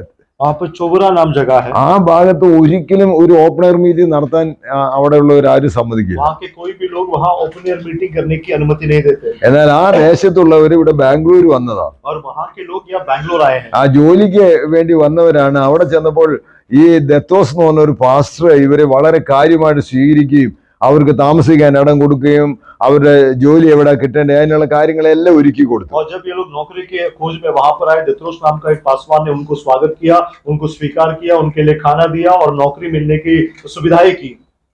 ചുരുക്കം പറഞ്ഞാൽ അവരെല്ലാം രക്ഷിക്കപ്പെട്ടു. संक्षेप में कहा जाए तो वो सब जो है विश्वास में आए। അവരെ എന്നോട് പറഞ്ഞു, ഞങ്ങളുടെ ഏറ്റവും വലിയ ആഗ്രഹം ചൊവ്വര വന്ന് ഇവിടെ ഒരു സഭ തുടങ്ങണമെന്നാണ്. उन्होंने कहा हमारी सबसे बड़ी इच्छा ये है चोबरा में जाकर वहाँ कलीसिया का स्थापना करें। ഞാൻ ദൈവത്തിന് സ്തോത്രം ചെയ്തു. मैं परमेश्वर को धन्यवाद ഒരു ഓപ്പൺ എയർ മീറ്റിംഗ് നടത്താനോ ഒരു ട്രാക്ട് കൊടുക്കാനോ അനുവദിക്കാത്ത സ്ഥലത്ത് അവിടെ ഒരു 50ഓളം പേര് രക്ഷിക്കപ്പെട്ടവരായിട്ട് കർത്താവിനെ ഹൃദയപൂർവ്വം അനുഗമിക്കുന്ന ഒരു കൂട്ടം ആളുകൾ അവിടെ ഉണ്ട്. एक जगह जहाँ पर्ची देने की अनुमति नहीं है, जहाँ खुले में संगति करने की अनुमति नहीं है, मंडली की अनुमति नहीं है, वहाँ पर 50 लोग यीशु मसीह को स्वीकार करके कलीसिया आरंभ करने की इच्छा से वहाँ आए। ഞാനിത് പറഞ്ഞത് ദൈവം ചിലരത് മാറ്റി ചിലർക്ക് കൊണ്ടുപോകുന്നതിന് ദൈവത്തിന്റെ പദ്ധതിയുണ്ട്. मेरा कहने का तात्पर्य परमेश्वर कुछ लोगों को एक जगह से दूसरी जगह ले जाने में परमेश्वर की योजना है। സൗദി അറേബ്യയിലെ ഉള്ള ഒരു പ്രസാദ് എന്ന് പറഞ്ഞ പ്രിയ സഹോദരനുണ്ട്. सऊदी अरेबिया में प्रसाद नाम का एक भाई है। അദ്ദേഹം കൊമ്മയാട് എന്ന് പറഞ്ഞ് വയനാട്ടിലുള്ള ഒരു സ്ഥലത്തുള്ള ആളാ. वायनाड में कोम्बेयाड नाम जगह है, वहाँ का वो निवासी है। അവിടുത്തെ കാട്ടിലെ മരം വെട്ടിവിറ്റ് ഗവൺമെന്റിനെ തട്ടിച്ച് അവിടുന്ന് രക്ഷപ്പെട്ട് സൗദി അറേബ്യയിൽ ചാടിയ ആളാ. और वहाँ जो जंगलों का जो झाड़ होता था उसे काट कर बेचा करता था और इस तरह गवर्नमेंट को फंसाकर और कानून से बचकर सऊदी अरब की ओर निकला हुआ व्यक्ति। അറസ്റ്റ് ചെയ്യുന്നതിന് മുമ്പേ അവിടുന്ന് രക്ഷപ്പെട്ട ആളാ. और वहाँ उनको गिरफ्तार करने से पहले वहाँ से बच गया हुआ व्यक्ति था। പ്രസാദിന്റെ ഇവിടെ വന്നപ്പോൾ താൻ ഫ്രീ വിസയിൽ വന്നിട്ട് എന്തെങ്കിലും ജോലി ചെയ്താൽ മതി എന്ന് പറഞ്ഞ് ശ്രമിക്കുമായിരുന്നു. प्रसाद जो है फ्री वीसा में यहाँ पर आया और कोई भी काम करेगा इसी मंशे से आया। അപ്പോൾ വീടൊക്കെ കെട്ടുക അതൊക്കെ തേച്ചു കൊടുക്കുന്ന ആ ടീമിന്റെ കൂടെ താൻ കൂടിയത്. तो घर बनाने वाले और घर का जो सीमेंट वगैरह लगाते हैं उन लोगों के साथ वो मिस्त्रियों के साथ जुड़ गया। ഇതത്ര പരിചയമില്ല പുള്ളിക്ക്. अब ये काम वो नहीं പുള്ളി करता। ആദ്യമേ തന്നെ സിമെന്റ് എടുത്ത് ഒറ്റ അടി അത് കണ്ണിൽ കൊണ്ടു. കണ്ണിലായി പോയി ആ സിമെന്റ്. तो सबसे पहले सीमेंट लेकर दीवार पर मारा, वो उनको अनुभव नहीं है कैसा करते हैं, वो सीमेंट उनके आंखों में गिर गया। അങ്ങനെ ഹോസ്പിറ്റലായി. अस्पताल में हुआ। അവിടെ ചെന്ന് ഞങ്ങളുടെ ഒരു പ്രിയ സഹോദരൻ അദ്ദേഹത്തിന് വേണ്ടി പ്രാർത്ഥിച്ചു. अपने एक प्रिय भाई वहां जाकर उनके लिए प्रार्थना की। ആദ്യം പുള്ളി പറഞ്ഞു എനിക്ക് പ്രാർത്ഥനയൊന്നും വേണ്ടാന്ന്. सबसे पहले तो उन्होंने कहा कि मुझे प्रार्थना नहीं चाहिए। ഡോക്ടർ പറഞ്ഞു എനിക്കൊന്നും ചെയ്യാൻ കഴിയുന്നില്ല, കണ്ണ് പോകാനാ സാധ്യത. डॉक्टर ने कहा मैं कुछ कर नहीं सकता क्योंकि आपकी आंखों की रोशनी जा सकती है। അപ്പോൾ പ്രസാദ് പറഞ്ഞു അദ്ദേഹത്തെ ഒന്ന് വിളിച്ച് എനിക്ക് പ്രാർത്ഥിക്കണം, എനിക്ക് സൗഖ്യം വന്നാൽ ഏറ്റവും നല്ലതാണെന്ന്. तो प्रसाद ने कहा नहीं, आप उनको बुलाइए, मेरे लिए प्रार्थना करे, मुझे चंगाई पाना जरूरी है। ദൈവം അത്ഭുത സൗഖ്യം കൊടുത്തു. परमेश्वर ने अद्भुत उन्हें चंगाई दी। അപ്പോൾ ആ പ്രിയ സഹോദരനോട് പറഞ്ഞു എന്റെ വീട്ടിൽ ഒരു ആരാധന തുടങ്ങണോ, അതിനൊന്ന് കാര്യം അറേഞ്ച് ചെയ്യാവോന്ന്. तो प्रिय भाई से कहा कि मेरे घर में आराधना शुरू करना है, उसके लिए आप जो भी है वो कर लो। അങ്ങനെ കൊമ്മയാട് അതായത് 4 മൈൽ പിന്നെ മാനന്തവാടി 4 മൈൽ ഇപ്പുറമുള്ള സ്ഥലത്ത് അദ്ദേഹത്തിന്റെ വീട്ടിൽ ചെന്ന് ഞങ്ങൾ പ്രവർത്തനം ആരംഭിച്ചു. इस तरह से कुम्बियाड में जो वहाँ पर उनका घर है वहां जाकर हमने एक सेवा आरंभ किया। ഇന്ന് പ്രസാദിന്റെ ഫുൾ ഫാമിലി കർത്താവിനെ അനുഗമിക്കുന്നവരാണ്. आज प्रसाद का पूरा परिवार परमेश्वर का अनुकरण करने वाले। ഭയങ്കര പ്രയാസങ്ങളായിരുന്നു. बहुत परिस्थिति थी। അവിടെ നിന്ന് ഒരു പ്രിയ സഹോദരൻ ജുമേഷ് ഞങ്ങളുടെ കൂടെ വന്ന് ദൈവവചനം പഠിക്കുന്നു. वैसे एक प्रिय भाई जुमेश जो है हमारे साथ आकर परमेश्वर का वचन का अध्ययन करता है। ഞാനിത് പറഞ്ഞ് ചിലർന്ന് കൊണ്ടുപോയി മറ്റൊരിടത്ത് കൊണ്ടിടുന്നത് ദൈവത്തെ അറിയാനുള്ള മുഖാന്തരങ്ങൾ ദൈവം ഒരുക്കുക. कहने का तात्पर्य कुछ लोगों को एक जगह से दूसरे जगह डालने के लिए जो परमेश्वर कार्य करता है वो परमेश्वर के वचन को जानने के लिए है. ദൈവത്തിന്റെ പദ്ധതിയിൽ ഒരിക്കലും തെറ്റുപറ്റുന്നില്ല. परमेश्वर की योजना में कोई गलत नहीं होता. He causes things to happen. वो सबको कारणभूत है. എന്നോട് ചോദിച്ചാൽ ഞാൻ പറയും പ്രസാദിന്റെ കണ്ണിൽ സിമെന്റ് പോയതും ദൈവത്തിന്റെ ഒരു പദ്ധതിയായിരുന്നു. मुझसे पूछेगा तो मैं बताऊंगा प्रसाद की आंख में जो सीमेंट गिरा वो भी परमेश्वर की योजना था. എന്നിട്ട് നാട്ടിലോട്ട് തിരിച്ചു വന്ന് ആ ഓഫീസിലൊക്കെ പോയിട്ട് താൻ ക്ഷമ പറഞ്ഞു, സാറേ എന്നോട് ക്ഷമിക്കണം, ഞാൻ തെറ്റായിട്ട് ഒത്തിരി കാര്യങ്ങൾ ചെയ്തിട്ടുണ്ട്. और लौट कर आया और उन सारे सरकारी जो दफ्तरों में जाकर कहा कि मैंने बहुत बड़ी गलती की है, मुझे माफ करना. അപ്പോൾ എന്നു മുതലാണ് ദൈവം ഈ പ്രസാദിന്റെ ജീവിതത്തിൽ പ്രവർത്തിപ്പാൻ തുടങ്ങിയത്? प्रसाद के जीवन में कब से प्रभु ने काम करना शुरू किया था? ദൈവത്തിന്റെ പദ്ധതി മുന്നമേ ആരംഭിച്ചതാണ്. परमेश्वर की योजना पहले से आरंभ हुआ था. കൊട്ടാരക്കര ഭാഗത്ത് വരുന്ന ആരെങ്കിലും ഉണ്ടെങ്കിൽ അവർക്ക് ഒരുപക്ഷെ അറിയായിരിക്കും കണ്ണുവട്ടൻ പാപ്പച്ചാൻ എന്ന് പറഞ്ഞ ആള്. कोटारकर से कोई है तो उन्हें मालूम होगा एक अंधा तोपचान. രണ്ട് കണ്ണും കാണില്ല, दोनों आंखों से नहीं दिखता. എന്നാൽ നാട്ടിലെ രണ്ട് കണ്ണ് കണ്ടുകൊണ്ടിരുന്ന കാലത്ത് വലിയ എന്താ പറയണ്ടേ ഇതായിട്ട് ഗുണ്ടയായിട്ട് നടന്നയാണ്. लेकिन जब दोनों आंखों की रोशनी थी उस समय में उनके वो प्रदेश में बहुत बड़ा एक राउडी बनकर वो जीते थे. ആ റൗഡി എന്ന് പറഞ്ഞാൽ വേറൊരുവിന്റെ തലയുടെ ഒരു കഷ്ണം ഇപ്പുറത്തോട്ട് കൊണ്ടുവന്നാൽ എനിക്ക് 50,000 രൂപ പറയാന്ന് പറയുമ്പോ പുള്ളി അത് പോയിട്ട് ചെയ്ത ആളാ. वो ऐसा व्यक्ति है, किसी ने कहा कि किसी के सर को मारकर उसका एक पीस लेके आएंगे तो 50,000 देंगे, वो किया हुआ व्यक्ति है. അതുപോലെ ഏതെങ്കിലും മീറ്റിങ്ങുകളോ കൺവെൻഷനോ നടത്തുമെങ്കിൽ പുള്ളി പൊളവൻ പാമ്പുണ്ടല്ലോ അതിനെ പിടിച്ച് പെട്ടിയിലാക്കി കൂട്ടത്തിലിടും. അപ്പൊ പിന്നെ ഇത് ചാടാൻ മുമ്പ് ആളുകളെല്ലാം കൂടെ ഓടും. और कहीं पे अगर मीटिंग वगैरह होता है तो एक सांप है उसको पकड़कर वो उसके बीच में छोड़ देता है, क्योंकि वो पूरा वहां पर वो माहौल खराब करने के लिए. എല്ലാത്തിനും മിടുക്കനായിട്ട് നടക്കുക. वो सबके लिए वो बहुत आगे था. ഒരു ദിവസം ഉച്ച സമയത്ത് താൻ വീട്ടിലോട്ട് പോകുമ്പോൾ തന്റെ കണ്ണിന് ചെറിയ മങ്ങല് തോന്നി. एक दिन जब उनके घर की ओर लौट रहा था उनकी आंखों में रोशनी थोड़ी कम हो गई. ഡോക്ടറെ കണ്ടു. डॉक्टर को मिला. ആ ഡോക്ടർ പറഞ്ഞു എനിക്കൊന്നും ചെയ്യാൻ കഴിയില്ല, നിങ്ങൾ മെഡിക്കൽ കോളേജിൽ പോക്കോ. डॉक्टर ने कहा मैं कुछ नहीं कर सकता, आप मेडिकल कॉलेज में जाओ. ഇദ്ദേഹം ഒരു ഗുണ്ടയാണെന്ന് അറിഞ്ഞിട്ട് കൂടെയാണ് അവർ ഒഴിവാക്കിയത്. और ये गुंडा है ये जानकर ही उन्होंने इनको किसी तो भी भगा दिया. തിരുവനന്തപുരം മെഡിക്കൽ കോളേജിൽ പോയി. तिरुवनंतपुरम मेडिकल कॉलेज गए. അവിടെ ചെന്ന് പരിശോധനകളെല്ലാം നടത്തി. वहां पर पूरा जांच पड़ताल किया. അവസാനം ഡോക്ടർ പറഞ്ഞു നിങ്ങളുടെ ഈ കണ്ണിന്റെ ഞരമ്പുകളെല്ലാം ഇതായിട്ട് പോയി, ഇനി നിങ്ങൾക്ക് കണ്ണ് കാഴ്ചയില്ല. डॉक्टर ने कहा कि आपकी आंखों में जो भी नर्व है, जो भी नसें है, वो बंद हो गया है, अब आप देख नहीं सकते. അതിന് വേറെ ഒരു ചികിത്സയും ഞങ്ങളുടെ കയ്യിലില്ല. और हमारे पास अब इसके लिए और कोई इलाज नहीं है. പുള്ളി അന്ന് രാത്രി ഇതിന്റെ ഈ മെഡിക്കൽ കോളേജിന്റെ 3ാം നിലയിൽ കയറി അവിടെ നിന്ന് താഴോട്ട് ചാടി ചാകാനായിട്ടിരിക്കുക. और उस दिन जो है वो अपने मेडिकल कॉलेज की 3रे मंजिले पे चढ़कर कूदकर मरने के लिए बैठा था. അപ്പോൾ പുള്ളിക്കാരനോട് ദൈവം പറഞ്ഞു നിന്നെ ഞാൻ പല സന്ദർഭങ്ങളിൽ സന്ദർശിച്ചു, तो परमेश्वर ने उससे कहा कई बार मैंने तुझे भेंट दिया, എന്നാൽ നീ ഇതിനൊന്നും വഴങ്ങിയില്ല. लेकिन इस किसी के लिए भी तूने अपना हाथ ഇപ്പോ नहीं നിന്നെ കണ്ണ് കാണാത്തവനായിട്ട് ഞാൻ നിന്നെ വിളിക്കുക. किया. अब अंधा होकर मैं तुझे बुला रहा हूँ. താൻ അപ്പൊ ചോദ്യം നോക്കി തനിക്ക് ആരെങ്കിലും തപ്പി നോക്കി ആരെങ്കിലും ഒന്ന് പറയുന്നതാണോ? उसने टटोल कर देखा कोई आकर बोल रहा है. ദൈവാത്മാവ് തന്നെ ശക്തമായിട്ട് പ്രവർത്തിച്ചു.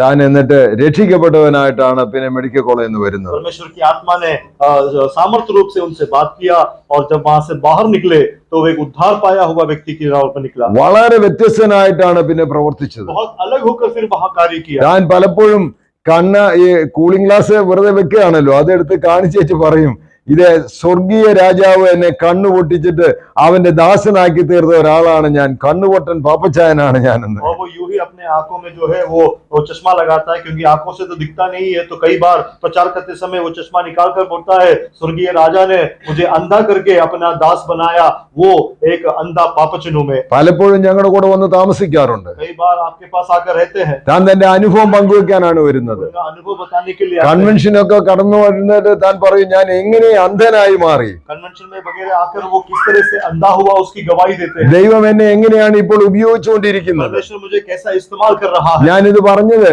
പാപ്പച്ചാൻ തന്നെയാ പറയുന്നത്, ദൈവത്തിന് തെറ്റുപറ്റിയതല്ല, ഞാൻ ദൈവസേനയിൽ വഴങ്ങാതെ വന്നപ്പോൾ ദൈവം എന്റെ ജീവിതത്തിൽ പ്രവർത്തിക്കുകയായിരുന്നു ചെയ്തത്. कहने का तात्पर्य जो है पापचान ने स्वयं ये कहा है परमेश्वर से गलती नहीं हुआ है, मैं जब परमेश्वर के हित के सामने समर्पित नहीं किया, परमेश्वर ने इस रीति से मुझे समर्पण ഞാൻ किया. അതുകൊണ്ട് പറയുന്നത് പ്രിയമുള്ളവരെ, ദൈവം നമ്മുടെ ജീവിതത്തിൽ പ്രവർത്തിക്കുന്നുണ്ട്. इसलिए मैं कहता हूँ परमेश्वर हमारे जीवन में कार्य करता है. ദൈവത്തിന്റെ പദ്ധതിയുടെ നിർവഹണത്തിന് വേണ്ടി ദൈവം നാം ജനിക്കുന്നതിന് മുമ്പേ നമ്മിൽ പ്രവർത്തിപ്പാനായിട്ട് തുടങ്ങി. परमेश्वर की योजना को पूरा होने के लिए हमारे जन्म के पहले से मैंने हमारे जीवन में कार्य करना शुरू किया എന്നിട്ട് ദൈവം വിവിധ ഇടങ്ങളിലേക്ക് നമ്മെ അയക്കുന്നുണ്ട്. और उसके बाद अलग अलग जगहों में परमेश्वर हमें भेजता है। എന്തിനു വേണ്ടിയാണ്? किस लिए भेजता നാം है? ദൈവത്തെ ഒന്നുകൂടെ അറിയാൻ, परमेश्वर को और जानने के നാം लिए, ദൈവത്തെ ഒന്നുകൂടെ അനുഭവിച്ചറിയാൻ. परमेश्वर को और अनुभव करने के लिए। അതുകൊണ്ട് എവിടെയായിരുന്നാലും നാം ദൈവത്തിന്റെ സാക്ഷിയാകുവാൻ ദൈവം താല്പര്യപ്പെടുന്നു. इसलिए हम जहाँ पर भी हो परमेश्वर के गवाह बने, ये परमेश्वर की इच्छा और चाहत ദൈവത്തെ है। സ്നേഹിക്കുന്നവർക്ക്, നിർണയപ്രകാരം വിളിക്കപ്പെട്ടവർക്ക് സകലവും നന്മയ്ക്ക് വേണ്ടി ദൈവം ചെയ്യുന്നു. परमेश्वर से जो प्रेम करते हैं और जो पहले से ठहराए गए हैं, उनके लिए सब कुछ भलाई के लिए उत्पन्न होता है। ദൈവത്തിന് ഒരിക്കലും തെറ്റുപറ്റിയിട്ടില്ല. परमेश्वर से कभी गलती नहीं हुआ। എന്നാൽ നേരെ തിരിച്ച് ദൈവം ഈ പ്രവൃത്തി നമ്മുടെ ജീവിതത്തിലെ നാം ജനിക്കുന്നതിന് മുമ്പേ ആരംഭിച്ചിരിക്കുക. लेकिन उसके एवज में परमेश्वर ने ये कार्य, ये क्रिया हमारे जीवन में हमारे जन्म होने से पहले से आरंभ किया। എത്ര പേർക്ക് ഈ ദൈവത്തിന്റെ പദ്ധതിക്ക് നമ്മെ തന്നെ ഏൽപ്പിച്ചു കൊടുക്കാൻ കഴിയുമെന്ന് ചോദിക്കേണ്ടത്. कितने लोग परमेश्वर की इस योजना में अपने आप को समर्पण कर सकते हैं, ये सवाल है। എന്റെ ഹൃദയത്തിൽ തോന്നുന്നതല്ല, ദൈവത്തിന്റെ ആലോചനയ്ക്ക് ഞാൻ കീഴ്പ്പെടണം. मेरे हृदय में जो सोच आता है वो नहीं, परमेश्वर की योजना के लिए मुझे प्रतिबद्ध होना है। പൗലോസ് അപ്പോസ്തലൻ തന്റെ അനുഭവം പറയുമ്പോൾ അപ്പോസ്തല പ്രവൃത്തിയില് താനെ ദൈവസന്നിധിയിൽ ചോദിക്കുന്ന ഒരു ചോദ്യമുണ്ട്. കർത്താവ്, നീ എന്തിനാണ് വിളിച്ചത്? ഞാൻ എന്താണ് ചെയ്യേണ്ടത്? प्रेरितों का काम में वहां पर पौलुस एक सवाल करता है, परमेश्वर तूने मुझे क्यों बुलाया और मुझे क्या काम करना है? ഇത് അതിന്റെ 22 അപ്പോസ്തലപ്രവൃത്തി 22 അധ്യായത്തിന്റെ 8 അതിന്റെ 10 വാക്യങ്ങള്. 8ാമത്തെ വാക്യത്തിൽ ഇങ്ങനെ വായിക്കുന്നു, കർത്താവ് നീ ആർ, ഞാൻ എന്തു ചെയ്യേണ്ടു? 22 का 8 में ऐसा पढ़ते हैं, परमेश्वर तू कौन और प्रभु मुझे क्या करना है? 10ാം വാക്യം, കർത്താവ് ഞാൻ എന്ത് ചെയ്യണമെന്ന് ചോദിച്ചതിനെ കർത്താവ് എന്നോട് എഴുന്നേറ്റ് ദമസ്കോസിലേക്ക് പോകാം. और वहां पर 10वां आयत, मुझे क्या करना है हे प्रभु? प्रभु ने मुझसे कहा उठकर दिमिश्क में जा। കർത്താവിനോട് ചോദിക്കുക നീ ആരാണെന്ന്. परमेश्वर को पूछता है तू कौन है, എന്നിട്ട് ഞാൻ എന്താ ചെയ്യേണ്ടതെന്ന്. मुझे क्या करना है? ദൈവത്തിന് തെറ്റുപറ്റിയതല്ല ഇത്. ഈ പൗലോസ് അപ്പോസ്തലനെ വിളിച്ചിട്ട് ഈ അനുഭവത്തിലൂടെ കൊണ്ടെത്തിക്കുവാൻ. परमेश्वर से गलती नहीं हुआ है, परमेश्वर पौलुस किस तरह बुलाकर परमेश्वर का अनुभव कराया। പൗലോസിന്റെ അനുഭവത്തിൽ ഈ ചോദ്യത്തിന് ഉത്തരം കണ്ടെത്തണം. परमेश्वर के जीवन में इस सवाल का जवाब ढूंढना है। നമ്മുടെ ജീവിതത്തില് ദൈവത്തോടെ ചോദിക്കട്ടെ, എന്തുകൊണ്ടാണ് കർത്താവ് ഇങ്ങനെയുള്ളതൊക്കെ നടക്കുന്നത്? हमारे जीवन में परमेश्वर से सवाल करना, मेरे जीवन में ऐसा क्यों हो रहा है? ദൈവത്തിന് താല്പര്യമുണ്ട് നമ്മെ നിറയ്ക്കേണ്ടതിന് വേണ്ടി. परमेश्वर की इच्छा है हमें भरने के लिए, അവന്റെ സ്നേഹത്തിന്റെ നിറവിലേക്ക് കടന്നു വരുവാൻ, उसके प्रेम की भरपूरी में आने के നമ്മുടെ लिए, ഹൃദയത്തിൽ യേശു വസിക്കേണ്ടതിന് വേണ്ടി. हमारे हृदय में यीशु वास करने के लिए। അപ്പോൾ നാം എങ്ങനെയാ ദൈവസേനയിൽ നമ്മെ തന്നെ ഒരുക്കേണ്ടത്? तो हम परमेश्वर के सामने अपने आप को कैसे तैयार करते हैं? തെറ്റുപറ്റിയതല്ല കേട്ടോ. गलती नहीं हुआ है। ഇങ്ങനെ ഒരു സന്ദർഭത്തിൽ വന്നെങ്കിലേ നമ്മൾ കർത്താവിനെ റെസ്പോണ്ട് ചെയ്യുള്ളൂ എന്നുള്ളതുകൊണ്ടാണ്. ऐसी एक संदर्भ में अगर हम आते हैं तो ही हम परमेश्वर के साथ प्रतिक्रिया करेंगे। നമ്മൾ പലപ്പോഴും ദൈവത്തോട് കർത്താവെ എന്നെ ഇന്ന പോലെ ആക്കണമെന്ന് പറയുന്നതിന് മുമ്പേ കർത്താവ് നിന്റെ ഇഷ്ടം എന്നെ കുറിച്ച് എന്താണ്, എന്തുകൊണ്ട് എന്ന് കർത്താവിനോട് कई ചോദിക്കും. बार परमेश्वर को जब हम प्रार्थना करते हैं, मेरी इच्छा नहीं प्रभु, तेरी इच्छा मेरे जीवन में हो और उसके लिए ऐसा क्यों है, ये प्रभु से पूछना, God causes things to happen. क्योंकि परमेश्वर इन सब का कारणभूत है। അതാണ് എഫേസ്യ ലേഖനത്തിലെ മുഴുവൻ കവറേജ്. और एफेसियों की पत्री में पूरा भूमिका यही है। അവിടെ ചോദിക്കുന്നത് ഇത് എന്നാ നിന്നെ കണ്ടത്? वहां पर सवाल है कि तूने कब मुझे देखा? പിതാവ് നിന്നെ കണ്ടു, पिता ने तुझे देखा, പുത്രനിലൂടെ നിന്നെ രക്ഷയിലേക്ക് നയിച്ചു, पुत्र के द्वारा तुझे उद्धार में और ले आया, പരിശുദ്ധാത്മാവിനാൽ നിങ്ങളെ സീല് ചെയ്തു. पवित्र आत्मा के द्वारा तुम पर छाप डाला गया। അതെന്തിനു വേണ്ടിയാണ്? वो किस लिए है? ഇതേ വരുന്നാളിലേക്ക് നിന്നെ ഉപയോഗിക്കേണ്ടതിന് आने വേണ്ടി. वाले दिनों में तुम्हारा इस्तेमाल करने के लिए। പ്രിയമുള്ളവരെ, നമ്മെ കുറിച്ച് ദൈവത്തിന്റെ പദ്ധതി എന്താണെന്ന് ഒന്ന് മനസ്സിലാക്കണം. प्रिय लोगों, हमारे बारे में परमेश्वर की योजना क्या है ये समझ ले। എന്നാണ് ദൈവം എന്നെ തെരഞ്ഞെടുത്തത്? क्यों परमेश्वर ने मुझे चुना? ഞാൻ കർത്താവിനെ അറിയാനായിട്ട് താല്പര്യമില്ലാതെ നടന്ന കാലത്തിലും ദൈവം എന്റെ പുറകെ സഞ്ചരിക്കുക. परमेश्वर को जानने की इच्छा जब मेरे जीवन में नहीं था, उस समय भी परमेश्वर मेरे पीछे था। എന്നിട്ട് ദൈവത്തിന് കൊള്ളാകുന്നവനാക്കി തീർക്കുവാൻ ദൈവം और താല്പര്യപ്പെടുന്നു. फिर परमेश्वर के लिए योग्य बनाने के लिए परमेश्वर को पसंद हुआ। ഇന്ന് ഇവിടെ ദൈവമാണ് നമ്മെ കൊണ്ടുവന്നത്. आज यहाँ पर परमेश्वर ने हमको लाया है ദൈവത്തിന്റെ പദ്ധതിയാണ് നമ്മുടെ और ആയിരിക്കുന്നത്. परमेश्वर की योजना है हम എന്നിട്ട് यहाँ। ദൈവത്തിന് നമ്മളിലൂടെ ചില ചെയ്തെടുപ്പാനുണ്ട്. और परमेश्वर को हमारे जीवनों के द्वारा कुछ करना है। നാം എവിടെ ആയിരിക്കുന്നു അവിടെ ദൈവത്തിനെ ഉപയോഗിപ്പാൻ ഉപയോഗിപ്പാൻ താല്പര്യമുണ്ട്. हम जहाँ हो वहाँ पर परमेश्वर हमारा इस्तेमाल करना നമുക്ക് चाहता है। ദൈവസേനയിൽ പറയേണ്ട കർത്താവേ അടിയനിതാ. हमें परमेश्वर की उपस्थिति में कहता है मसीह मैं यहाँ हूँ। അതാണ് യെരമ്യാവിന്റെ അനുഭവം, वही यिर्मयाह का अनुभव है, അതാണ് പൗലോസിന്റെ അനുഭവം, वही पौलुस का अनुभव है, അതാണ് ദാനിയേലിന്റെ അനുഭവം, वही दानिയേल का अनुभव है, അതാണ് ജോസഫിന്റെ അനുഭവം, वही यूसुफ का अनुभव है, അതായിരുന്നു എബ്രാമിന്റെ അനുഭവം. वही इब्राहिम का നമ്മൾ अनुभव है। ഓരോരുത്തരും അനുഭവങ്ങൾ എടുത്ത് നോക്കിക്കോ. हर एक व्यक्ति का अनुभवों को लेकर देखो, അവരെല്ലാം ദൈവത്തിന്റെ പദ്ധതിയുടെ ഭാഗമായിട്ട് ദൈവം ഉപയോഗിച്ചു. वे सब लोगों को परमेश्वर की योजना के तहत परमेश्वर ने इस्तेमाल किया। അതിനുവേണ്ടി ദൈവം നിങ്ങളെ ഫോം ചെയ്തു എന്നാ ഞാൻ और പറയുന്നത്. उसके लिए परमेश्वर ने तुमको बनाया, ऐसा मैं कहता हूँ। ആ ഫോം എന്ന് പറഞ്ഞ് ദൈവത്തിന്റെ രൂപത്തോട് അനുരൂപരാകുവാനാ. और बनाना या ढांचे में डालने का मतलब परमेश्वर के उस रूप के उस स्वरूप में होना। അതാണ് വാസ്തവത്തില് ഈ നിറവിന്റെ അനുഭവത്തിലോട്ട് വരുമ്പോൾ ഉണ്ടാകുന്നത്. और वही इस भरपूरी में जब आते हैं तो वो अनुभव होता है। ഇത് നിങ്ങൾ ഒരു വാക്യം കൂടെ വായിക്കണം. റോമാലേഖനം 8-ാം അധ്യായത്തിന്റെ 29-ാമത്തെ വാക്യം. रोमर की पत्री 8:29 को पढ़ना। रोमर की पत्री 8:29। അവൻ മുന്നറിഞ്ഞവരെ തന്റെ പുത്രൻ അനേകം സഹോദരന്മാരിൽ ആദ്യജാതനാകേണ്ടതിന് അവന്റെ സ്വരൂപത്തോട് അനുരൂപരാകുവാൻ അവന്റെ സ്വരൂപത്തോട് അനുരൂപരാകുവാൻ മുൻ നിയമിച്ചിരിക്കുന്നു. നിയമിച്ചവരെ വിളിച്ചും വിളിച്ചവരെ നീതീകരിച്ചും നീതീകരിച്ചവരെ തേജസ്കരിച്ചും ഇരിക്കുന്നു. ആ क्योंकि जिन्हें उसने पहले से जान लिया है उन्हें पहले से ठहराया भी है कि उसके पुत्र के स्वरूप में हो, ताकि वह बहुत भाइयों में से पहलौठा ठहरे। फिर जिन्हें उसने पहले से ठहराया उसे बुलाया भी, और जिन्हें बुलाया उन्हें धर्मी भी ठहराया है, और जिन्हें धर्मी ठहराया उन्हें महिमा भी दी है। അവന്റെ രൂപത്തോട് അനുരൂപരാകുവാൻ. उसके स्वरूप के साथ अनुरूप होने के लिए നമുക്ക് വാസ്തവത്തില് പുറമേയുള്ള രൂപമല്ല, ഹൃദയംഗമമായിട്ടൊരു രൂപം ദൈവം താല്പര്യപ്പെടുന്നുണ്ട്. हमारा बाहर का ये रूप नहीं, लेकिन हमारे हृदय का मन का एक रूप परमेश्वर इच्छा അതിന് करता है। എഫേസ്യരായത് പറഞ്ഞു, നിങ്ങൾ മരിച്ചവരായിരുന്നു, അവനോട് കൂടെ ഉയർപ്പിച്ചു. और उसके लिए कहा हम मरे हुए थे और उसके साथ हमको जिलाया। പഴയ സ്വഭാവങ്ങളെല്ലാം മാറ്റി पुराने सारे स्वभावों को हटाया, എന്നിട്ട് പുതിയ വ്യക്തിയായിട്ട് മാറ്റി. एक नया व्यक्ति बनाया। കാരണം കർത്താവിന് ഉപയോഗിക്കണമെന്നൊരിക്കൽ ഒരു പുതിയ വ്യക്തിയാകണം. क्योंकि अगर परमेश्वर को इस्तेमाल करना है तो एक नया व्यक्ति बनना है। ദൈവത്തിന്റെ അതേ രൂപത്തോടെ അനുരൂപരാകണം. परमेश्वर के वही रूप के स्वरूप में आना है। അതാണ് നമ്മൾ വായിച്ചത്. ഇത് ദൈവത്തിന്റെ അതേ നിറവിനോളം നിറഞ്ഞു വരണമെന്ന്. और वही हमने पढ़ा एफिसियों की पत्री में 3 में कि परमेश्वर की सारी भरपूरी में भरना है। അത് എന്നു മുതലാ ദൈവത്തിന്റെ താല്പര്യം തുടങ്ങിയത്? और परमेश्वर को ये कब से ये इच्छा हुआ? Before even came in to life. हम लोग जीवन में आने से पहले അതിനു വേണ്ടി ദൈവം പ്രവർത്തിച്ചു. उसके लिए परमेश्वर ने कार्य किया। നമ്മുടെ ഓരോരുത്തരെയും അനുഭവം എന്ന് പരിശോധിച്ചാൽ അറിയാം. हमारे एक व्यक्ति का अनुभवों को जांच ले तो पता चलेगा ഏതെല്ലാം അനുഭവങ്ങളിലൂടെ ദൈവം നമ്മെ നടത്തി. कैसे कैसे अनुभवों के द्वारा परमेश्वर ने चलाया। എന്തിനു വേണ്ടിയാണ്? किस लिए? ഈ കർത്താവിനൊന്ന് इस അനുഭവിച്ചറിയാനായി. मसीह का अनुभव करने के लिए। എന്നിട്ട് ദൈവം ആക്കി വെച്ചിരിക്കുക. उसके बाद प्रभु ने रखा है। ഞാൻ വീണ്ടും പറയും, preach always, if necessary use words. मैं वापस कहता हूँ हमेशा प्रचार करना और जरूरी हो तो ही शब्द का इस्तेमाल करो। നമ്മുടെ ജീവിതം കൊണ്ട് മറ്റുള്ളവർക്ക് സാക്ഷീകരിക്കണം. हमारे जीवन के द्वारा दूसरों को गवाही देना है। ഞാൻ മറ്റുള്ളവരോട് പറയേണ്ട എന്റെ ജീവിതവും എന്റെ ശൈലിയും പെരുമാറ്റവും എന്റെ വസ്ത്രധാരണവും എന്നെ പൂർണ്ണമായിട്ടും കാണുമ്പോൾ അവര് പറയാം, ആ ഇവൻ ദൈവത്തെ അനുഗമിക്കുന്നവനാണല്ലോ. मुझे दूसरों को कुछ कहना नहीं है।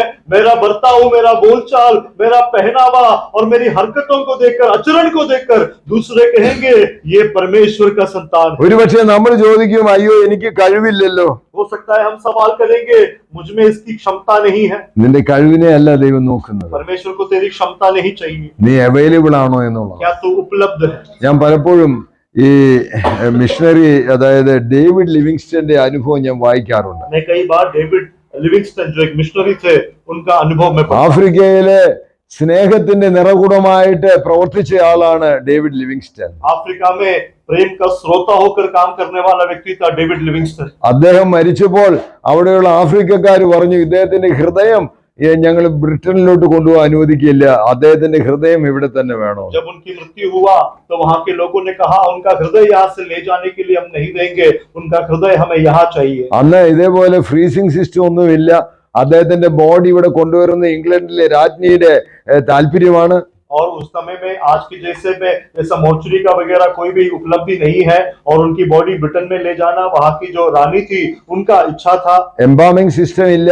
एम्बाम करने वाला कोई सिस्टम नहीं है। അദ്ദേഹത്തിന്റെ ബോഡി മുഴുവൻ അവർ തുറന്ന് പാറസ്ഥലത്തിട്ടേച്ച് ഉണക്കിയിട്ടാണ് ഇങ്ങോട്ട് കൊണ്ടുവന്നത്. और उनका बॉडी जो है खोलकर जो किसी चट्टान पर रखकर उसको सुखाकर यहाँ ले आए। ഞാൻ പലപ്പോഴും സങ്കടത്തോടെ അത് നോക്കുന്നത്. मैं कई बार बहुत दुख से उसे देखता हूँ।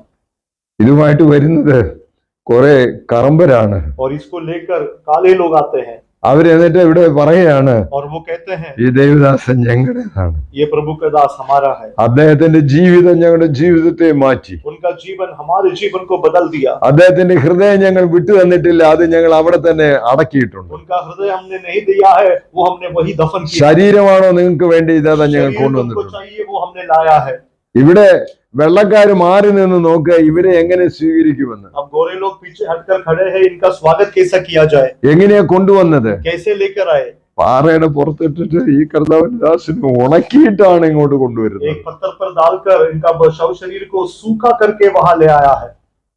ഞാൻ പറഞ്ഞു വരുന്നത്, പ്രിയമുള്ളവരെ, നമ്മുടെ ജീവിതം കൊണ്ട് നമുക്ക് കർത്താവിനെ സാക്ഷീകരിക്കാൻ കഴിയുന്നുണ്ടോ? कहने का तात्पर्य हमारे जीवनों के द्वारा क्या हम यीशु मसीह का गवाह बन पाते हैं? അന്നത്തെ ബ്രിട്ടീഷ് ഗവൺമെന്റ് ഡേവിഡ് ലിവിങ്സ്റ്റനെ അന്വേഷിക്കാനായിട്ട് ഒരു സാമുവേൽ എന്ന് പറഞ്ഞ ഒരാളെ വിട്ടിരുന്നു. और उस समय का ब्रिटिश जो गवर्नमेंट है समुएल नामक व्यक्ति को लिविंगस्टन की खोज में भेजा। അദ്ദേഹം ഗണ്ണുമായിട്ടാണ് വന്നത്. और वो जो है वो गन लेकर आया था।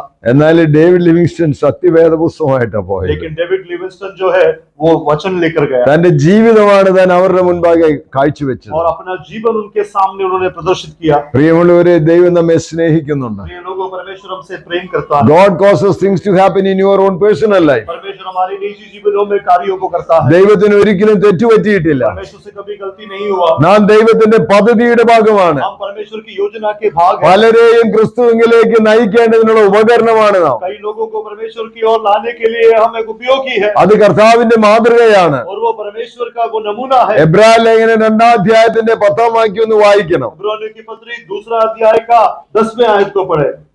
എബ്രായ ലേഖനം 2:10. ആ ആ അനേകം പുത്രന്മാരെ തേജസ്സിലേക്ക് നയിക്കുമ്പോൾ ആ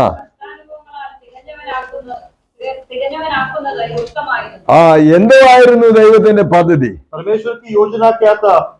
इब्रानियों की पत्री 2:10, क्योंकि जिसके लिए सब कुछ है और जिसके द्वारा सब कुछ है उसे यही अच्छा लगा कि जब वह बहुत से पुत्रों की महिमा में पहुंचाए तो उसके उद्धार के कर्ता को दुख उठाने के द्वारा सिद्ध करे। ഒരു കാര്യം ഞാൻ സ്പെസിഫിക് ആയിട്ട് പറയാൻ താല്പര്യപ്പെടുന്നു. एक बात मैं विशेष तौर पर बताना चाहता हूँ। എല്ലാം കൂളായിട്ട് ഒരു പ്രശ്നവുമില്ലാത്ത ഒരു ക്രിസ്തീയ ജീവിതത്തിന് വേണ്ടി നിങ്ങൾ താല്പര്യപ്പെടുന്നുവെങ്കിൽ അത് ഇവിടെ നിർത്തിക്കോ, അങ്ങനൊന്നും ഇല്ല. सब कुछ सही होकर, सब आराम से होकर, सब बसने के बाद एक मसीह जीवन बिताना चाहते हो तो आपका खोज बंद कर दो, क्योंकि वो यहाँ नहीं है। അതാ ഞാന് അമേരിക്കയിൽ ഒരു സഹോദരി എന്നെ എന്നോട് പറഞ്ഞു, എനിക്ക് സ്നാനപ്പെടണം, പക്ഷെ എന്റെ മുടി ഇങ്ങനെ ഇതായിട്ട് നിൽക്കണം, ഒരു പ്ലാസ്റ്റിക് കൂടി ഇട്ടിട്ട് എന്നെ സ്നാനപ്പെടുത്തിയാൽ മതി. अमेरिका में एक बहन ने मुझसे कहा मुझे बपतिस्मा लेना है, लेकिन मेरा जो बाल है वो ऊपर ऐसा ही खड़ा होना है, तो एक प्लास्टिक डालकर मेरी बपतिस्मा करो। ഞാന് ഈ വാക്യം വായിച്ചു കൊടുത്തു. എന്നിട്ട് അനേകം പേരെ ദൈവത്തിന്റെ മക്കളാക്കി മാറ്റുവാനായിട്ട് തന്റെ ഏകജാതനായ പുത്രനെ കാൽവരി കുരിശിലൂടെയുള്ള വഴിയാണ് താൻ തുറന്നു കൊടുത്തത്. मैंने ये वचन पढ़ के दिया कि कई लोगों को परमेश्वर में लाने के लिए अपने पुत्र को कालवरी का वो मार्ग पुत्र को दिखाया।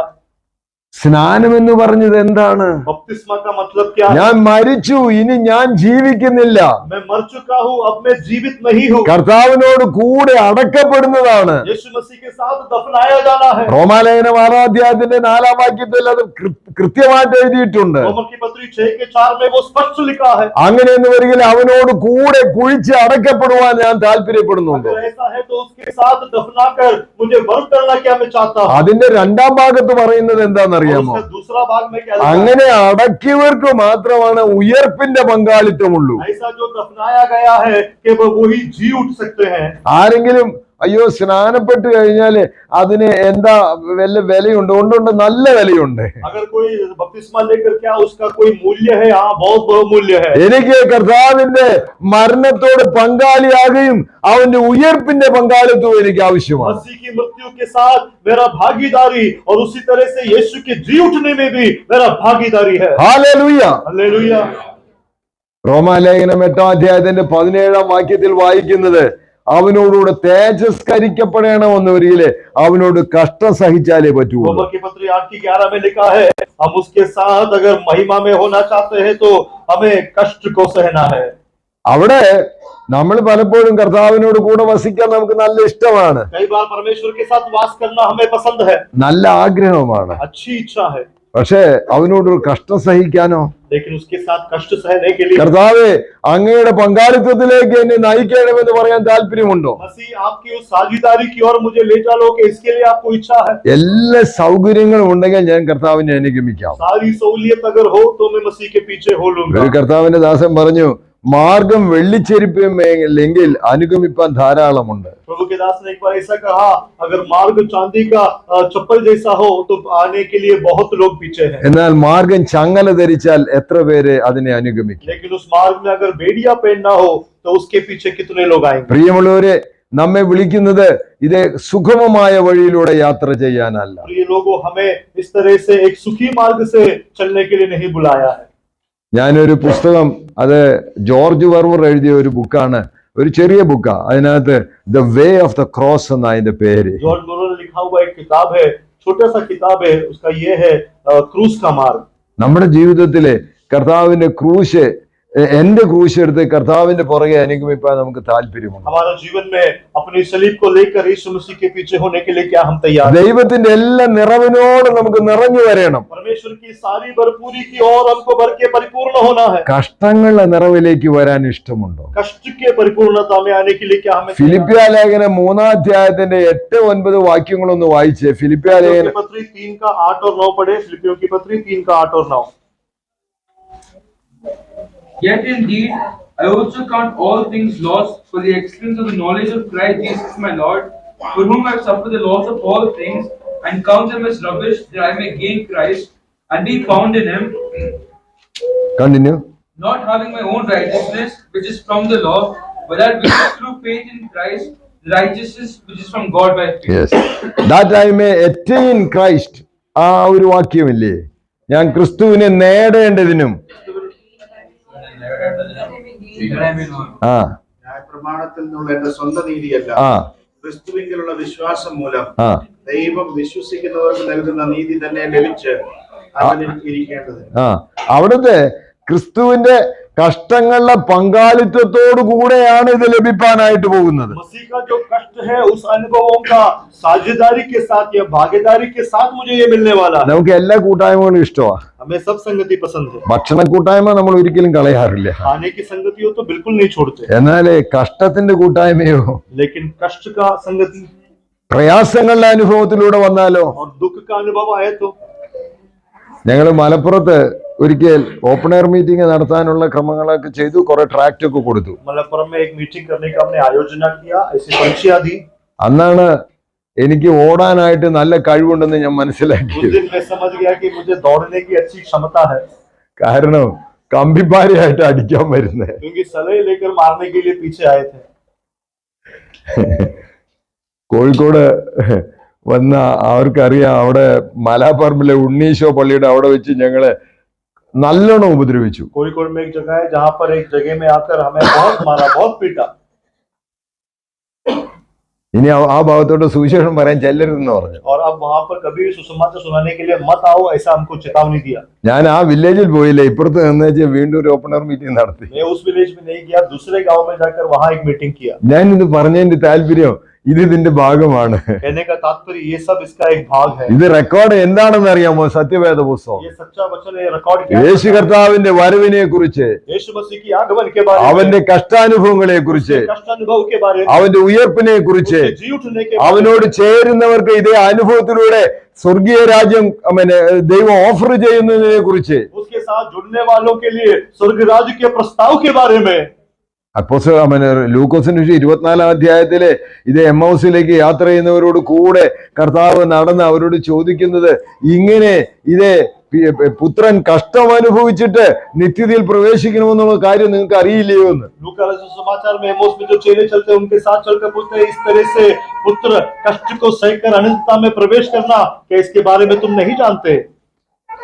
മോശയും പ്രവാചകന്മാരും പറഞ്ഞത് വിശ്വസിക്കാത്ത മന്ദബുദ്ധികളെ എന്ന് അവരെ വിളിച്ചത്. मूसा और नबी लोगों ने जो कहा वो विश्वास नहीं कर पाए, ऐसे मूर्ख लोग ऐसे बुलाए। ഇന്ന് ക്രിസ്തീയത്വം വളരെ നല്ല സെറ്റപ്പിൽ എന്ന ആളുകൾ ധരിക്കുന്നു. आज मसीह जीवन जो है बहुत अच्छा सेटअप में है, ऐसा लोगों का विचार है। അല്ല, नहीं, കഷ്ടം അനുഭവിക്കുന്ന നിരവധി ആളുകളുണ്ട്. कष्ट अनुभव करने वाले बहुत लोग हैं, എന്നാൽ അവരോട് പങ്കാളികളാകുവാൻ നമുക്ക് താല്പര്യമുണ്ട്. लेकिन उनका भागीदार बनने के लिए क्या हमें इच्छा है? നിങ്ങളെ 1 തെസ്സലോനി 2 തെസ്സലോനിക്ക് പുസ്തകങ്ങളൊക്കെ വായിക്കണം. पहले തെസ്സലോനി, दूसरा തെസ്സലോനി किताबों पढ़ना। കഷ്ടാനുഭവങ്ങളുടെ തിളക്ക് ആ ബദ്ധപ്പാടിലാണ് നിങ്ങൾ സുവിശേഷം സ്നേഹത്തോടെ കൈക്കൊണ്ടെന്ന് പൗലോസ് അവരെ കുറിച്ച് और പറയുന്നു. कष्ट अनुभव में उनकी पूरी तरह से उन पीड़ाओं में जकड़े हुए हैं और उसमें परमेश्वर का प्रेम वो दिखाते हैं, ये बताया है। നമുക്ക് ദൈവത്തിൽ നമ്മെ ഏൽപ്പിച്ചു കൊടുക്കണം. परमेश्वर की उपस्थिति में हमें समर्पण करना है। കർത്താവേ, ഞാൻ അങ്ങയുടെ പദ്ധതിയുടെ ഭാഗമാണ്. मसीह में आपकी योजना का भाग। ഏതെല്ലാം പ്രയാസങ്ങൾ ഉണ്ടായാലും അങ്ങയുടെ സ്നേഹത്തിന് പിന്തിരിപ്പാൻ ആർക്കും കഴിയില്ല. कोई भी प्रतिस्पर्धी क्यों ना हो, कोई भी हमारी चुनौती क्यों ना हो, कोई भी मुझे आपके प्रेम से अलग नहीं कर सकता। ദൈവമാണ് പ്രവർത്തിക്കുന്നത്. परमेश्वर कार्य करता है। എന്റെ ദൈവത്തിന് ഒരിക്കലും തെറ്റുപറ്റുന്നില്ല. मेरा परमेश्वर से कभी गलती नहीं होता। എന്റെ ദൈവമാണ് പ്രവർത്തിക്കുന്നത്. मेरा परमेश्वर कार्य करता है। അവനാണ് എന്റെ ജീവിതത്തെ പ്ലാൻ ചെയ്യുന്നത്. वो मेरे जीवन की योजनाएं बनाता है। എന്റെ ദൈവമാണ് എന്നെ ഇവിടെ കൊണ്ടുവന്നത്. मेरा परमेश्वर ने मुझे यहाँ लाया है। എന്റെ ദൈവമാണ് എന്നെ മുന്നോട്ട് നയിക്കുന്നത്. मेरा परमेश्वर मुझे आगे ले जाता है। കർത്താവേ, അങ്ങയുടെ നിറവിന്റെ അനുഭവത്തിൽ എന്നെ ഇനി നടത്തണമെന്ന് ദൈവത്തിൽ ഞാൻ ഇത് സമർപ്പിക്കുന്നു. मसीह आपकी भरपूरी की परिपूर्णता से मुझे और भी भरना मैं समर्पण करता हूँ। ദൈവ ഈ വചനങ്ങളാൽ നമ്മെ അനുഗ്രഹിക്കും. परमेश्वर इन वचनों से हमें आशीष दे।